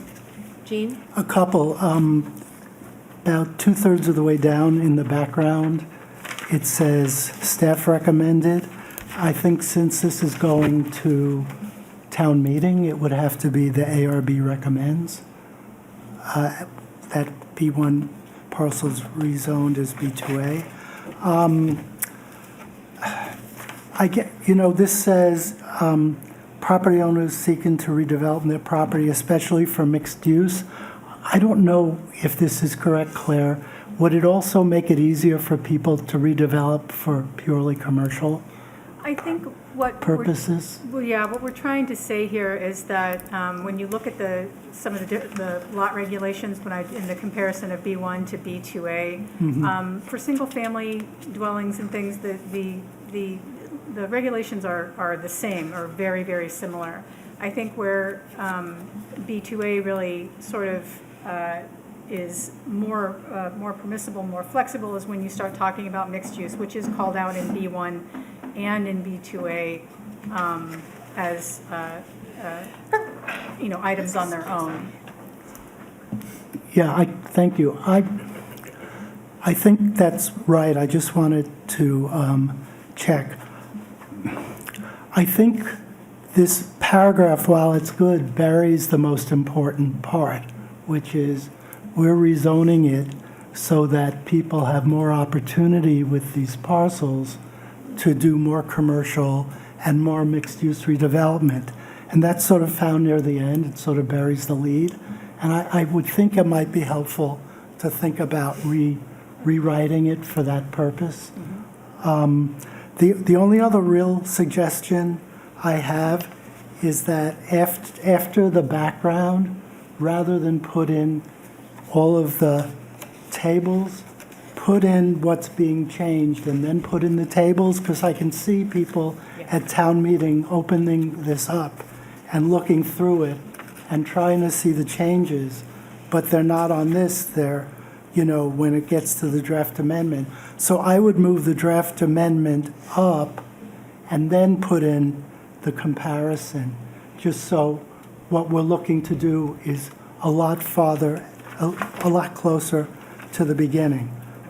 My third suggestion is, what we're doing, and it certainly makes sense, is when we're making changes, we're putting blue underline, but there's blue underlines in the Hyperlinks. in the hyperlinks. So I think you have to get rid of those blue underlines in the hyperlinks, or else it's going to be confusing which are the changes. So I'd say get rid of all of the blue hyperlinks in the excerpts so that they're only in the draft amendment. So those are my comments. Great, thank you, Jean. And it's really, I think there are two modifications, so it's really just in moving the draft amendment forward that becomes clear. Yeah. Can we just Steve? change it to red? Sure. Instead of getting rid of the hyperlinks, just whatever the changes out in red? Sure. No, they don't need the hyperlinks for, this document for town meeting.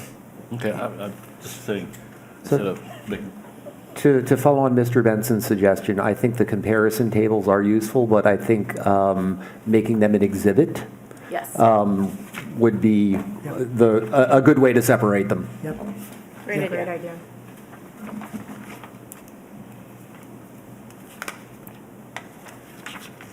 Great. Any other comments on the text? Okay. Now let's move to the parcel list. What we had discussed doing was ensuring that each one of the redevelopment board members had the opportunity to visit each of the sites so that we could have a discussion. We have notified all of the B1 parcel owners and abutters. The question is, does the redevelopment board feel that any should not be included in this rezoning exercise after having visited the lots? And I think rather than going parcel by parcel, if we go start with individuals and have a discussion as they occur. So Ken, we will start with you for any that you would like to discuss removing from this rezoning exercise. I've been to these sites a couple times already. Just driving around one time and then one time actually walking it. It's a different perspective when you walk it versus driving it. Yes. It took some time. There's quite a few sites and they're kind of spread out. But in general, I don't think I have any issues with any of the sites selected. I think just because it's a change, it will happen. It will only happen if it's right. I mean, if it's not right, someone's not going to force a B2 in a B1 area because it just doesn't make any financial sense. So I think giving opportunities for these for some of these smaller sites to combine, it might make sense then. So I don't want to preclude it making a change. Great, thank you, Ken. Shayna? I tend to agree with Ken, having visited the sites. By and large, I thought they were appropriate. I had some questions about 1145 Mass Ave. I think that was the one. I've lost my notes, unfortunately. Funeral home. I think it was 1145. It's a funeral home. Yep. So I had some reservations about it, but did not have strong feelings either way, simply based on the scale of the immediately abutting properties. Which are both industrial, correct? Yes. Yes, okay. All right, I will tag that one. Jean? I am generally agreed with the list with some changes. Okay. I would remove from the list the properties on Swan Street. They are all residential condos and one's apartments. It's a very small street. It's a dead end. They're very close to each other. I think B2A would be too big for any of them. I would also, so those are the ones that I really think need to be removed. I'm also wondering about 22 Pleasant Street, 40 Pleasant Street, and 42 Pleasant Street. They're all condos. They're across from the burying ground. So I'm wondering what other people think about those. But I'd like to keep the Swan Street properties as B1. That's it. Great, thank you, Jean. Steve? I was on the fence about the Swan Street properties until I visited these all by bicycle, which is you ride from district to district and hop off and look around. And I think what sort of made me come around to the idea that they should stay in is that they are, sandwiched directly between a B5 central business district and a large apartment building. So even if they are condos now, I think, in context, B2A would fit in between a B5 and an R6. But I'm also amenable to taking them out. Thank you, Steve. I had the same thought that where they're sandwiched between the B5 and the R6, it made some sense. Although I agree, I think with the current configuration, it is a challenge. It made me also think, although I think I have landed on potentially leaving them in, about the properties on Avon Place and Whitmore, which are both dead-end streets that end in the bikeway, so accessing those individually seems to be a bit more of a challenge. However, in practice, I can't imagine that those would be redeveloped as individual parcels. Those really the only reason to potentially redevelop those would be to put them together with another site. The other questions that I had were around the parcels at 7 to 9 Palmer Street, 361 Mass Ave, 355, and then the two across the street. Those are sandwiched between two B2 districts, really before you get to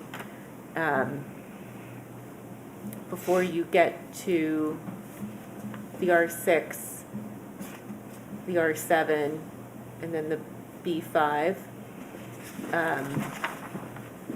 I think I could certainly get behind moving those into B2A.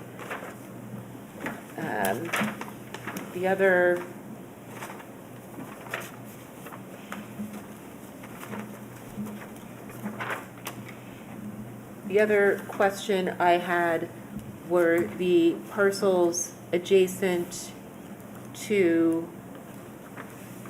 the church, about halfway between Arlington Center and East Arlington, where we have 305 Mass Ave across the street and 294 Mass Ave to 286 Mass Ave. Again, adjacent to an R6, but there is kind of a natural change in the rhythm there in terms of the size and scale of the parcels. So just wanted to put those on the table for discussion. Again, looking to find a rhythm along Mass Ave of some of these opportunities for more comprehensive development and those that really might want to remain at a smaller scale. I think I agree with you in some sense where if you look at each individual property by themselves, I would agree with you, but I think zoning that so-called block or something like that, if you use it for example, it makes sense. So unless you have control of, say, that block, I don't think it would happen. It's just it would not make any sense because the parcels are so small. That's fair. And if we start, like, to me, that comes to part of like spot zoning. Spot zoning, okay. Yes, and if we just leave it open, and the nature of development will say, hey, this is okay for it, but if I only own one slice of that pie, you can't make a pie from one slice. So I think I'm okay with that. When I looked at Swan and some of these other sites too, and I said, look, these things will not happen individual by themselves. They just won't, because it's just the size of it so small. And if we look at this, we're just given this opportunity for something to happen, let's say 50, 100 years from now. It's not gonna happen next week or down next year. This is something that's gonna be foregoing for, our children, or children's. So I'm comfortable with keeping those all in. I think they did a great job selecting these sites, and I'm okay with that. That's my opinion, okay? Great. Other thoughts before we open this up for public comment? Okay, great. So at this time, we'll open this Article 32 up for public comment. Anyone wishing to speak, please raise your hand. Yes. Yes, and we have the microphone set up here in the front. And if I could remind you to please introduce yourself with your first, last name, and address, and you'll have up to 2 minutes. Thank you. Paul Kent, 64 Hillside Avenue, also owner of 9 Court Street. I did reach out to the members of the board with my wishes, and I think I'm hearing that my property would be included in the B2A zoning, so I'm just confirming that. So that's it. Thank you very much. Great, thank you very much. And yes, that is the case. Anyone else? Yes, please.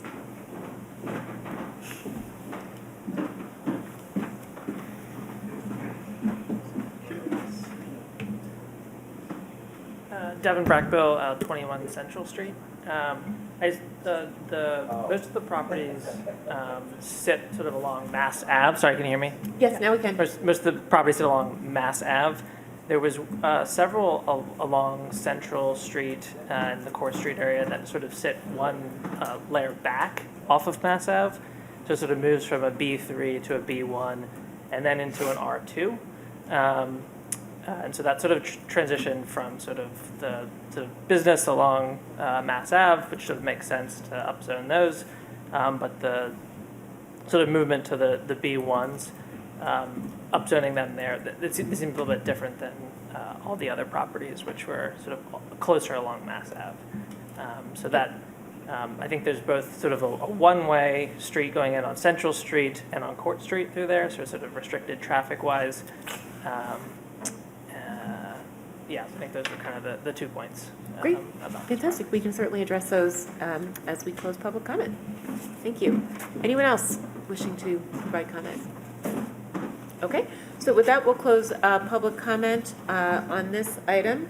And the question was around Court Street and Central Street, which are adjacent to the post office, the post office, and right before you get to the church on Mass Ave. And I think really, the other board members can certainly weigh in as well, the opportunity really is here for the development of a parcel together with the parcels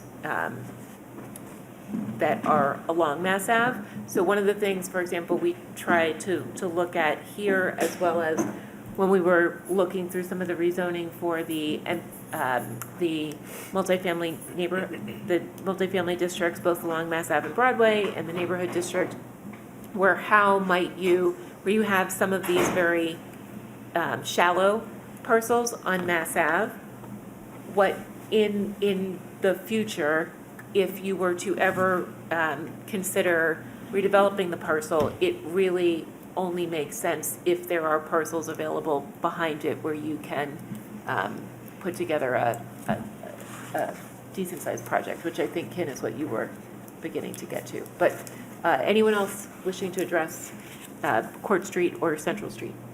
So, and I'm personally in favor of including them, again, for the opportunity for aggregation, but secondly, because it's right in the center, and just, I think our business districts in general are too narrow and don't go far enough into the side streets, but if there is a place to do that, I think the center is probably the most appropriate. Thank you.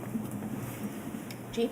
Yeah, I mean, there are some residences at the end and in the crossing street, but I don't think B2A will be incompatible with them. And that there are some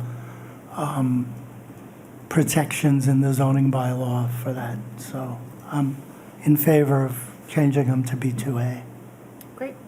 Any other discussion, comments on Article 32? Ken? No, none. Shayna? None.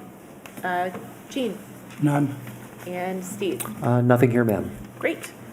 So let's close discussion on 32 and move to Article 33, which is a zoning bylaw amendment related to the zoning map adoption for B1 rezoning. And I'll turn it over to Director Ricker. Great. So the background for this article is pursuant to Article 32, which was just discussed. Town meeting needs to vote to approve and adopt the changes to the zoning map that are required to meet the terms of that article. That's really all the background for this. Perfect. This one. Thank you. Ken, any comments? When we present this to the town, are we going to have any photographs? I mean, I think the board went and visited every single site, numerous times, but how, I just want to give people a comfort level that they know what they're voting for when they see this thing here, because it's kind of spread out in all different places all over the map.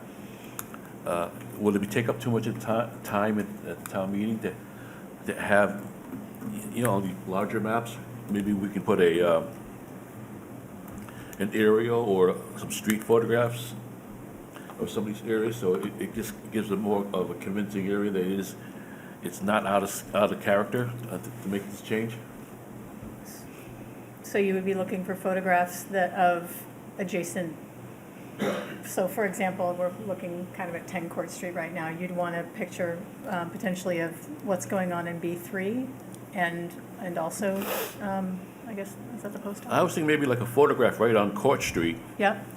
Right down the middle, looking down, you see, all the B3 that are right next to you, and then there's a big, huge courthouse, and some of these other lots are just parking lots. Right. And it's full of cars. It's not like you're squishing it into a single-family house area, right next door. So it's sort of, they see what's there. So some Google Map views? I'm not sure. I'm just questioning something that I think more needs to be done to convince people that. So a couple of photo examples of the range within Arlington Center.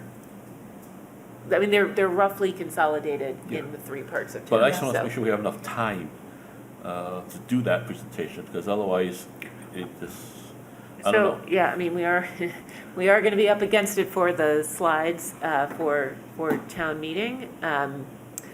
So I don't know that photographing each one is a possibility, but I don't disagree that a couple of images showing, this is an example of the, and again, I think they could be Google Street images, if not, a photograph, if we think that helps. You're absolutely right. It was helpful to visit each of these locations and to understand the scale of, especially some of the large multifamily developments that are adjacent. Shayna? Nothing more. Jean? Nothing. Steve? Nothing here. Okay. At this point, we'll open public comment for Article 30, for Article 33. Anyone wishing to speak, please raise your hand. Please.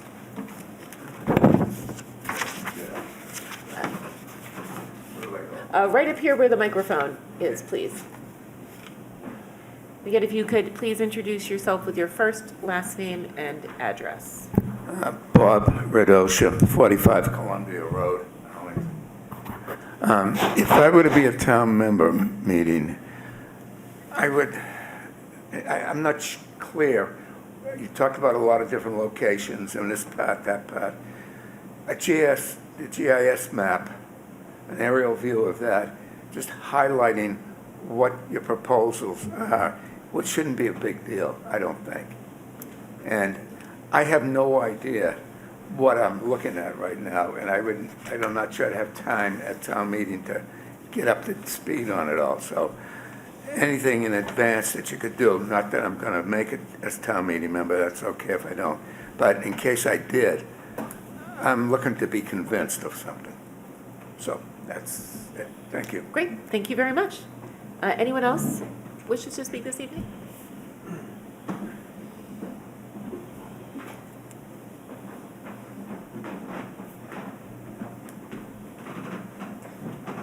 Peter Bloom, Jason Terrace. Rachel, I think maybe it was you that had acknowledged at a previous meeting that you were concerned that people knew what exactly could be happening in nearby properties before things got voted in. And that resonated with me because I think this is also, I think it's very hard to interpret what kind of possibilities this opens up for neighbors of these various properties. It's a lot to take in. I would assume most people are just not going to have any idea about what's potentially going to be changed for what could happen in their nearby properties. And so I just want to encourage the board to really make a lot of very, very varied efforts, including like physical ones, perhaps in town hall at the library, to really clearly communicate. I mean, I stopped at the planning department this afternoon, and Jen was kind enough to try and help me figure out how big the possible new construction projects could be if various parcels were demolished and replaced. And it wasn't even very easy for her right away to put her finger on exactly what the new height restrictions would be for that. So I mean, I'm concerned about being surprised, and I've been following this. So again, I would just encourage the board to really go all out to help people understand what could be happening in neighboring properties before they get angry about it after the fact. That's Thank it. you. Thank you. Anyone else wishing to speak this evening? Great.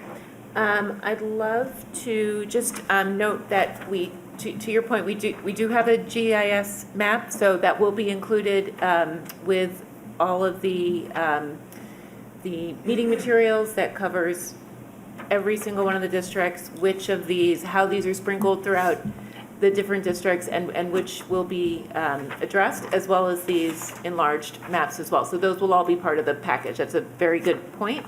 And I think that together with what we were talking about, which is more of the street view, in addition to the GIS map, will hopefully bring some clarity to what we're speaking with. I'll also note that because this is a map change, every single one of these individuals and the abutters have all received certified, correct, Claire? Correct. Certified letters letting them know that this is happening. This is very different than some of the changes that would change what is occurring within districts, not through a map change, but through a definition change in the zoning bylaw, which does not need to be noticed. So those are two very different changes with two very different notification requirements. Steve, any other final discussion on Article 33? Come back to me, please. Okay, Jean? No. Shayna? No. Ken? No. Back to you, Steve. So regarding the definition for B2A major business district, we've suggested a one-word change so that the B2A district is predominantly located along the Mass Ave, which I think that's fine. That takes care of the ones, that are off. The definition continues on to say customers generally arrive by car, so the town wants to ensure that ample parking is available to serve the retailer. I understand the motivation for B2A because it allows a greater flexibility of uses and has, I think a more favorable set of dimensional standards, but I'm not sure that it really, the sentence in the definition, in the district definition about general arriving by car and having ample parking works for a lot of these parcels. My inclination would be to strike the sentence completely. Yep. But there are other ways to proceed. Thank you, Steve. Jean, your thoughts?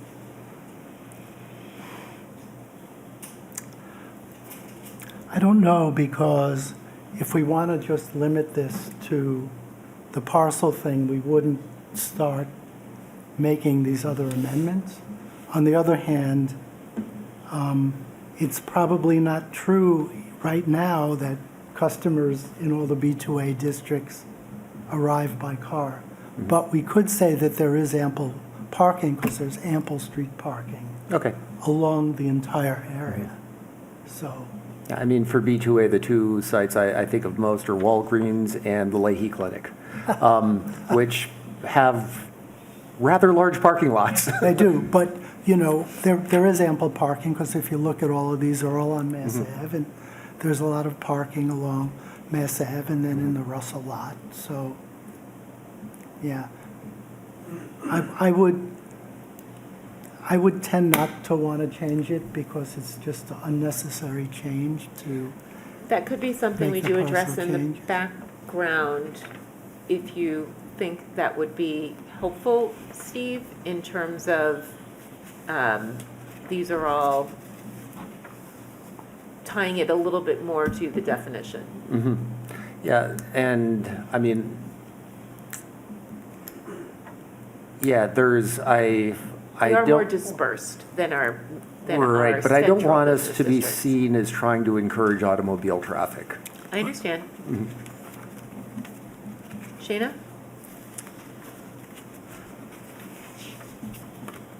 I'm inclined to agree with Steve. I do not have strong feelings on the matter, though. Kim? No, I would probably just leave it as is. If it appeases Steve, I would just say, put the word may encourage more parking, or may afford, something like that, more parking. But I don't think that's, if you look at the individual spaces by themselves, it doesn't. But like I said, I don't think these spaces are going to be individual spaces. I think they're going to have to be combined to make this thing really work, or combined with adjacent B1 levels or whatever to make this kind of. Yes, I'm just thinking ahead to the point where we start to permit some of these, and someone brings up the district definition and says, well, the definition says this, and, the applicant is proposing this, and, what gives? No, I say we don't have to make it as harsh. I agree with you, but I don't think it's. I don't feel strongly one way or the other, but I feel that what you say may encourage or may provide opportunity or something like that. So it's not as well. It says it here. Okay.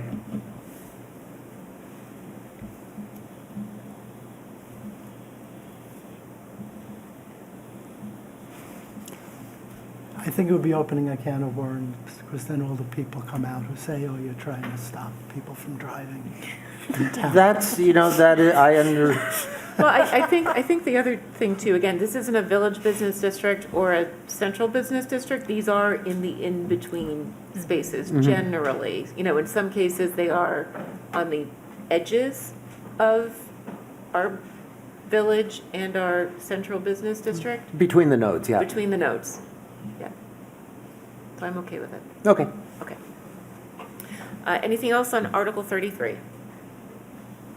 Okay. Let's move to Article 34, which is a zoning bylaw amendment for an administrative correction, and I will turn it over to Director Ricker. Great, thank you. Article 34, since May 14th, 2021, which is the last date that is mentioned in the zoning bylaw, town meeting has adopted 2 zoning map changes, including Article 3 of the 2024 special town meeting that established the location of the multifamily housing overlay districts, and then Article 31 of the 2024 annual town meeting rezoned certain parcels at 5 to 7 Winter Street to add to the neighborhood multifamily housing overlay district. The date of the zoning map needs to be updated in section 4.2 of the zoning bylaw to reflect these adopted and approved map amendments, which were both then subsequently approved by the Attorney General's office on December 15th, 2024. And that is the date we are looking to change to in the zoning bylaw. Thank you. Great, thank you very much. Any discussion, starting with Steve? Nothing here. Jean? Do we really need the date at all? Can we just get rid of the date so it says zoning districts are shown on the map and title on file? That way, every time we change the zoning map, we don't have to go back the next year. Can we just find out? Because if we need the date, we need to do this every time. But if we don't need the date, maybe we just delete the date part? I'm happy to follow up with town council Can you on do that? question. Sure. That would be a lot easier. Yeah. Yes. Otherwise, this is fine. Okay. Yeah. Shayna? Nothing. Ken? Nope, let the lawyers work this out. That's a scary thought. Agreed. Okay, with that, we will open up Article 34 for public comment. Anyone wishing to speak? We will close public comment. Any further discussion on 34, Steve? Nope. Jean? No. Shayna? No. Ken? Nope. Me either. Let's move to Article 35, and I'll turn it over to Director Ricker. I know that we're on Article 39. 35. We have to do now the zoning map. I'm so sorry. That's okay. It's the next part of this. So this, the second part of this amendment would be that we would then vote to change the map. Pursuant to Article 34, town meeting needs to vote to approve and adopt subsequent changes. If we don't need to change the date, then we don't need, we can vote no action or on Article 35. Steve? No questions. Jean? Yeah, I didn't understand that. Now I do. Thank you. Sure. Great. Shayna? Nothing. And Ken? Nope. All right. Any public comment? Anyone wishing to speak on Article 35? All right. Any last thoughts on the board? Great. Let's close public comment for 35 and move to Article 39, the zoning bylaw amendment related to adding 17 Palmer Street to the MBTA neighborhood district. And I'll turn it over to Director Ricker. Great, thank you. This is actually a citizen petition to see if the town will vote to add the address of 17 Palmer Street, zoned R2 residential 2 family, to the neighborhood multifamily housing overlay district or take any action thereto. This is a parcel that was not originally included in the neighborhood multifamily overlay. There is a map associated with this, Exhibit D. It highlights 17 Palmer, which shows that the property would, be permissible in the overlay. It is adjacent to a property that is already included and across the street from another. It is likely that this parcel was not included in the original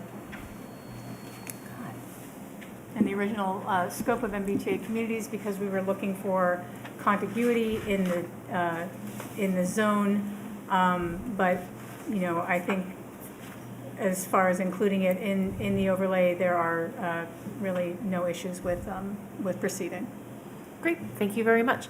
And I wanted to provide the individual who submitted the petition if there are any words you'd like to say. No. If not, then we'll just ask you any questions if we have them. Perfect. All right. And I'm sorry, so sorry, if I could ask you to please use the microphone. And just for the record, if I could ask you to just state your name, first, last name, and address. I'd appreciate it.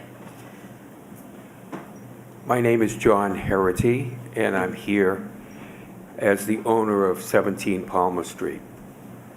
Great, thank you very much. And so I'll see if the board has any questions for you. Thank you.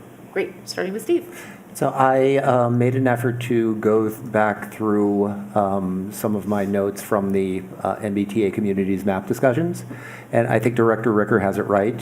When we were sort of drawing those lines, the first effort was to maintain a continuity of distance, but adjusting, go in a certain distance from the corridors, perhaps adjusting to meet block boundaries where appropriate, and the other section was to maintain continuity of the district, which is clearly happening here. I was not able to find any mention of a conscious discussion or decision to leave 17 Palmer out. Great, thank you very much. Jean. I have nothing to ask or add. Great, thank you, Shayna. My recollection is exactly the same as Steve's. Yep, nothing further. Great. I have no issues with adding this to the district. I have the same recollection about the process. Ken? No, I have no questions. Great, thank you. So let's go ahead and open public comment. Anyone wishing to speak regarding Article 39? We'll close public comment and turn it back over to the board. Any questions for the applicant? Any discussion, Steve? Nothing here. Jean? No. Shayna? No. Ken? I'm totally in agreement on making this happen, but I'm just saying, are we setting up some sort of a way where everybody who feels like they should be included come to us and say, I feel like I was slighted and need to be added to this? I'm just trying to think out, I mean, I remember when this first came out, I sat down with the architect and actually drew out these and colored all these spots in. What was gone, then we said, okay, we got to be, it's not show favoritism and just show how we came up with it. And I think you guys all talked about that, a certain distance off the center of the street, and that's how we sort of came up with this, which properties are not included, which properties are. But I just want to talk about it and say, if we say, okay, here, what happens to the next guy? He says, I'm on 21 Palmer Street. I want to be in. Or someone down the street the other way, and it just starts growing bigger and bigger. Yes, Steve? Steve? I'm okay with that. If someone wants to petition for a map change, and we can discuss it and see how well it fits in. This seems like a reasonable thing to have happened.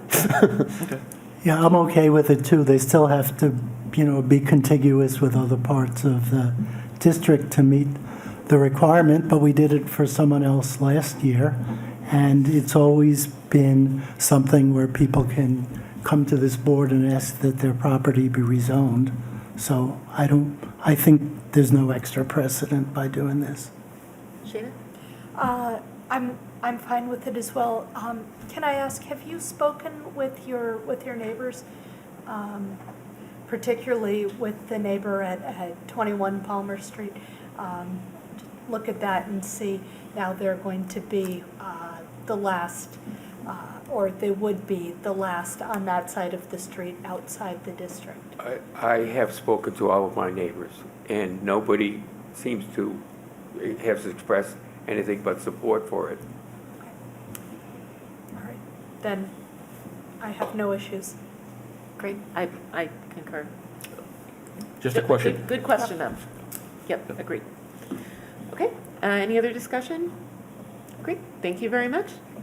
And again, we will be voting on recommendations of favorable action or no action on April 7th. Great. Let's move to Article 41, which is the zoning bylaw amendment related to the Affordable Housing Overlay District. I will turn it over to Director Ricker. Great, thank you. So Article 41 references the Affordable Housing Overlay District, which was due to come before this board, but has since been withdrawn by the proponents. Legally, you cannot withdraw a warrant article after the warrant has been published. And what recourse is available at this point is that the board may decide to vote no action on this article. The proponents submitted no main motion language, and due to a procedural flaw in the notification requirements, this article technically doesn't meet the conditions of the hearing this evening. Thank you, and that is for Article 41 and for 42, correct? That's correct. Okay. I will turn it over to Steve. Nothing here? Jean? Nothing. Shayna? Nothing. Ken? Nothing. Great. We will open public comment for Article 41. Anyone wishing to speak? All right, we'll close public comment for Article 41, move to Article 42. You could just recap. Sure. That is also associated, correct, with Article 41. Sure. So Article 42 is associated with Article 41 as the required map change that would meet the terms of Article 41 should that article have progressed. Thank you. Any comments, starting with Steve? Nothing here. Jean? Nothing. Shayna? Nothing. Ken? Nothing. And I don't have any either. Anyone looking to speak this evening on Article 42? We'll open public comment. And we'll close public comment. So with that, let me get to my agenda here. We have completed the open public comment period of the public hearing for the warrant articles for 2025 annual town meeting. So at this point, public comment is closed, but the hearing is still open because the board will be taking the April 7th meeting to deliberate and vote on whether to recommend favorable action or no action on each one of the articles that have come before us. So is there a motion to continue the public hearing for warrant articles for 2025 annual town meeting to April 7th? And close public hearing, right? Yes, and to close the open public forum. Yes. We'll close public comment. Yes, close public, yes, that's what I had mentioned. Close public comment, but continue the public hearing for warrant articles for 2025 annual town meeting. So motioned. Second. We'll take a vote, starting with Steve. Yes. Jean. Yes. Shayna. Yes. Ken. Yes. And I'm a yes as well. So with that, we will move to our next agenda item, which is open forum. So I will see if anyone who is with us this evening wishes to address the board. Yes. And again, for anyone here with us this evening, you will have up to 2 minutes. And please introduce yourself with your first, last name, and address. Hi, I'm Susan Stamps, 39 Grafton Street. And I'm wondering, as far as zoning bylaw 6.3 requiring the planting of street trees every 25 feet along the public way, if it's a large project, it occurred to me that those of us who look out for trees don't really know how this is going to work, as far as most tree regulations are on private property, and this is public property. In the case of the CVS project, the Atwood 821 Mass Ave, there are no tree wells there on the sidewalk, and so I just, this may be routine and I just have completely missed that, but I just wanted to ask the question because we want to be as helpful as possible in the tree community.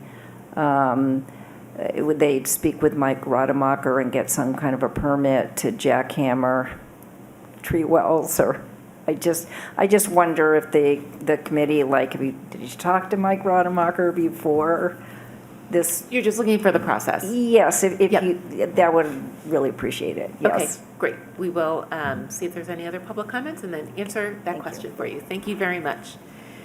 Anyone else wishing to speak at open public comment this evening?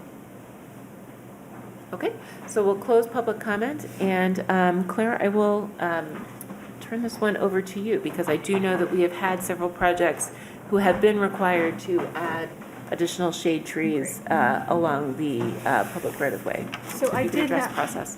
Thank you. Yes, I did have a conversation with Mr. Rademacher about the process for a project, not this project, another project. And he said that indeed the expectation is that to plant a sidewalk tree, street tree in the sidewalk, the developer or the builder would be required to cut the cement in a manner that's acceptable to DPW and build out a tree well for the tree to be planted in. And that the DPW does have certain recommendations about how you would best go about, what soils you would need to use, and et cetera. And this was just a conversation that I'd had with him previously about a different project. I'm happy to follow up with you to get something more specific and a little less anecdotal at any time. Sure. Any other reasons? Sure. DPW has certain standards they already have for putting trees, and they would have to follow that. Yeah. And the contractor would have to be a bonded, insured contractor with the town in order to do the work. It's not anybody with a pickup truck and a jackhammer. Well, that's kind of what I wondered. Okay, so they have to be approved and have the correct bonds for it. Great. So with that, we will close open public forum and move to agenda item number 6, which is new business. And I'll turn it over to Director Ricker. And no new business at this time. Great. Steve? Yes. Of course. So I want to talk a little bit about MAPS, the Massachusetts Avenue Planning Study. So this is an effort that the city of Cambridge is undertaking. They've actually got 4 Mass Ave projects going on concurrently. They're looking at more separated bike lanes, studying the economic impact of bike lanes, combined sewer separation, and a planning study for Mass Ave. So this area the area affected will go basically from Cambridge Common all the way up to Alewife Brook Parkway. The final report is due out next month, and I've only really gotten through the slides and presentations for Porter Square North. But Porter Square, it looks like the intent is to really double down on transit-oriented development. So they're looking to really build that up somewhere on the scale of 12 to 18 stories. Much of the rest of Mass Ave will be on the order of 8 to 11 and then taper down a little bit towards the end. They plan to emphasize certain nodes for like ground floor active uses. They're looking at the area around Day Street and the thing across from Day Street, whose name is Ringe Street, and as well as Ringe Avenue, as well as around Trolley Square in the Linear Park. They're trying to do that because they don't think they could, get retail along the entirety of Mass Ave, so they're just going to try to focus it up a little bit. But this is sort of their 15-year visioning. But overall, it looks like it's not going to be quite such. It will be less of a low-rise street. Should be a lot more trees. There will be wider sidewalks, and focusing on really activating a couple of specific spots in the street. Thank you. Great. Thank you so much. Jean? Yes, I'm wondering what we should do about 882 Massachusetts Avenue. They put in the different vents, but they've never given us a lighting plan, which we required. They still don't have much transparency along the windows, and I believe that the fitness place in there required a special permit, and they never got it. So I wondered what we should be doing about 882 Mass Ave. Claire, do you have an update on any of those items and how they have or have not engaged with requests to provide them? So No update on those items or time frame for when they will provide. They are aware that we have asked for these items, a number of items. I have been in conversation with Mr. Champa about that fitness studio and about the golf, the one that just opened, the other studio that opened where you can play golf virtually or whatever that one is. And both of those were opened without a special permit and did not come back in front of the board. I will work with Mr. Champa to see what we can do about getting the items requested out of the developer of 882. I will also speak with him about, the special permit and what can be done and retroactively with regard to that fitness studio getting the permit. I mean, one of the challenges, unfortunately, is that other than reopening the special permit, this board doesn't really have any recourse other than working with the, Director of Inspectional Services, who holds the occupancy permit for these properties. Steve? So just as one case that I'm aware of that may serve as precedent is 10 Sunnyside Avenue. It was, at one point in time a body shop, and then was purchased and basically turned into a automotive repair facility. The owner of that did not acquire a special permit, and my recollection is their certificate of occupancy was revoked. And they were required to come before the ZBA to seek a special permit, which they were required to come before the ZBA to seek a special permit. In the end, they did not. It was not granted, and that was that. But that is a recourse that I have seen used.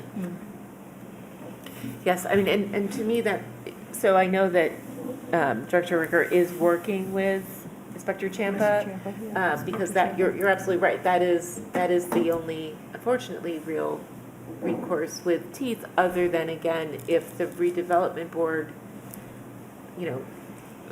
were to reopen the permit, require they come back. I mean, that's how we were able to move forward some of the work with the owner of the Abbott House. That option is probably available for 882, but if the virtual golf place is where that was like an engine shop that caught fire.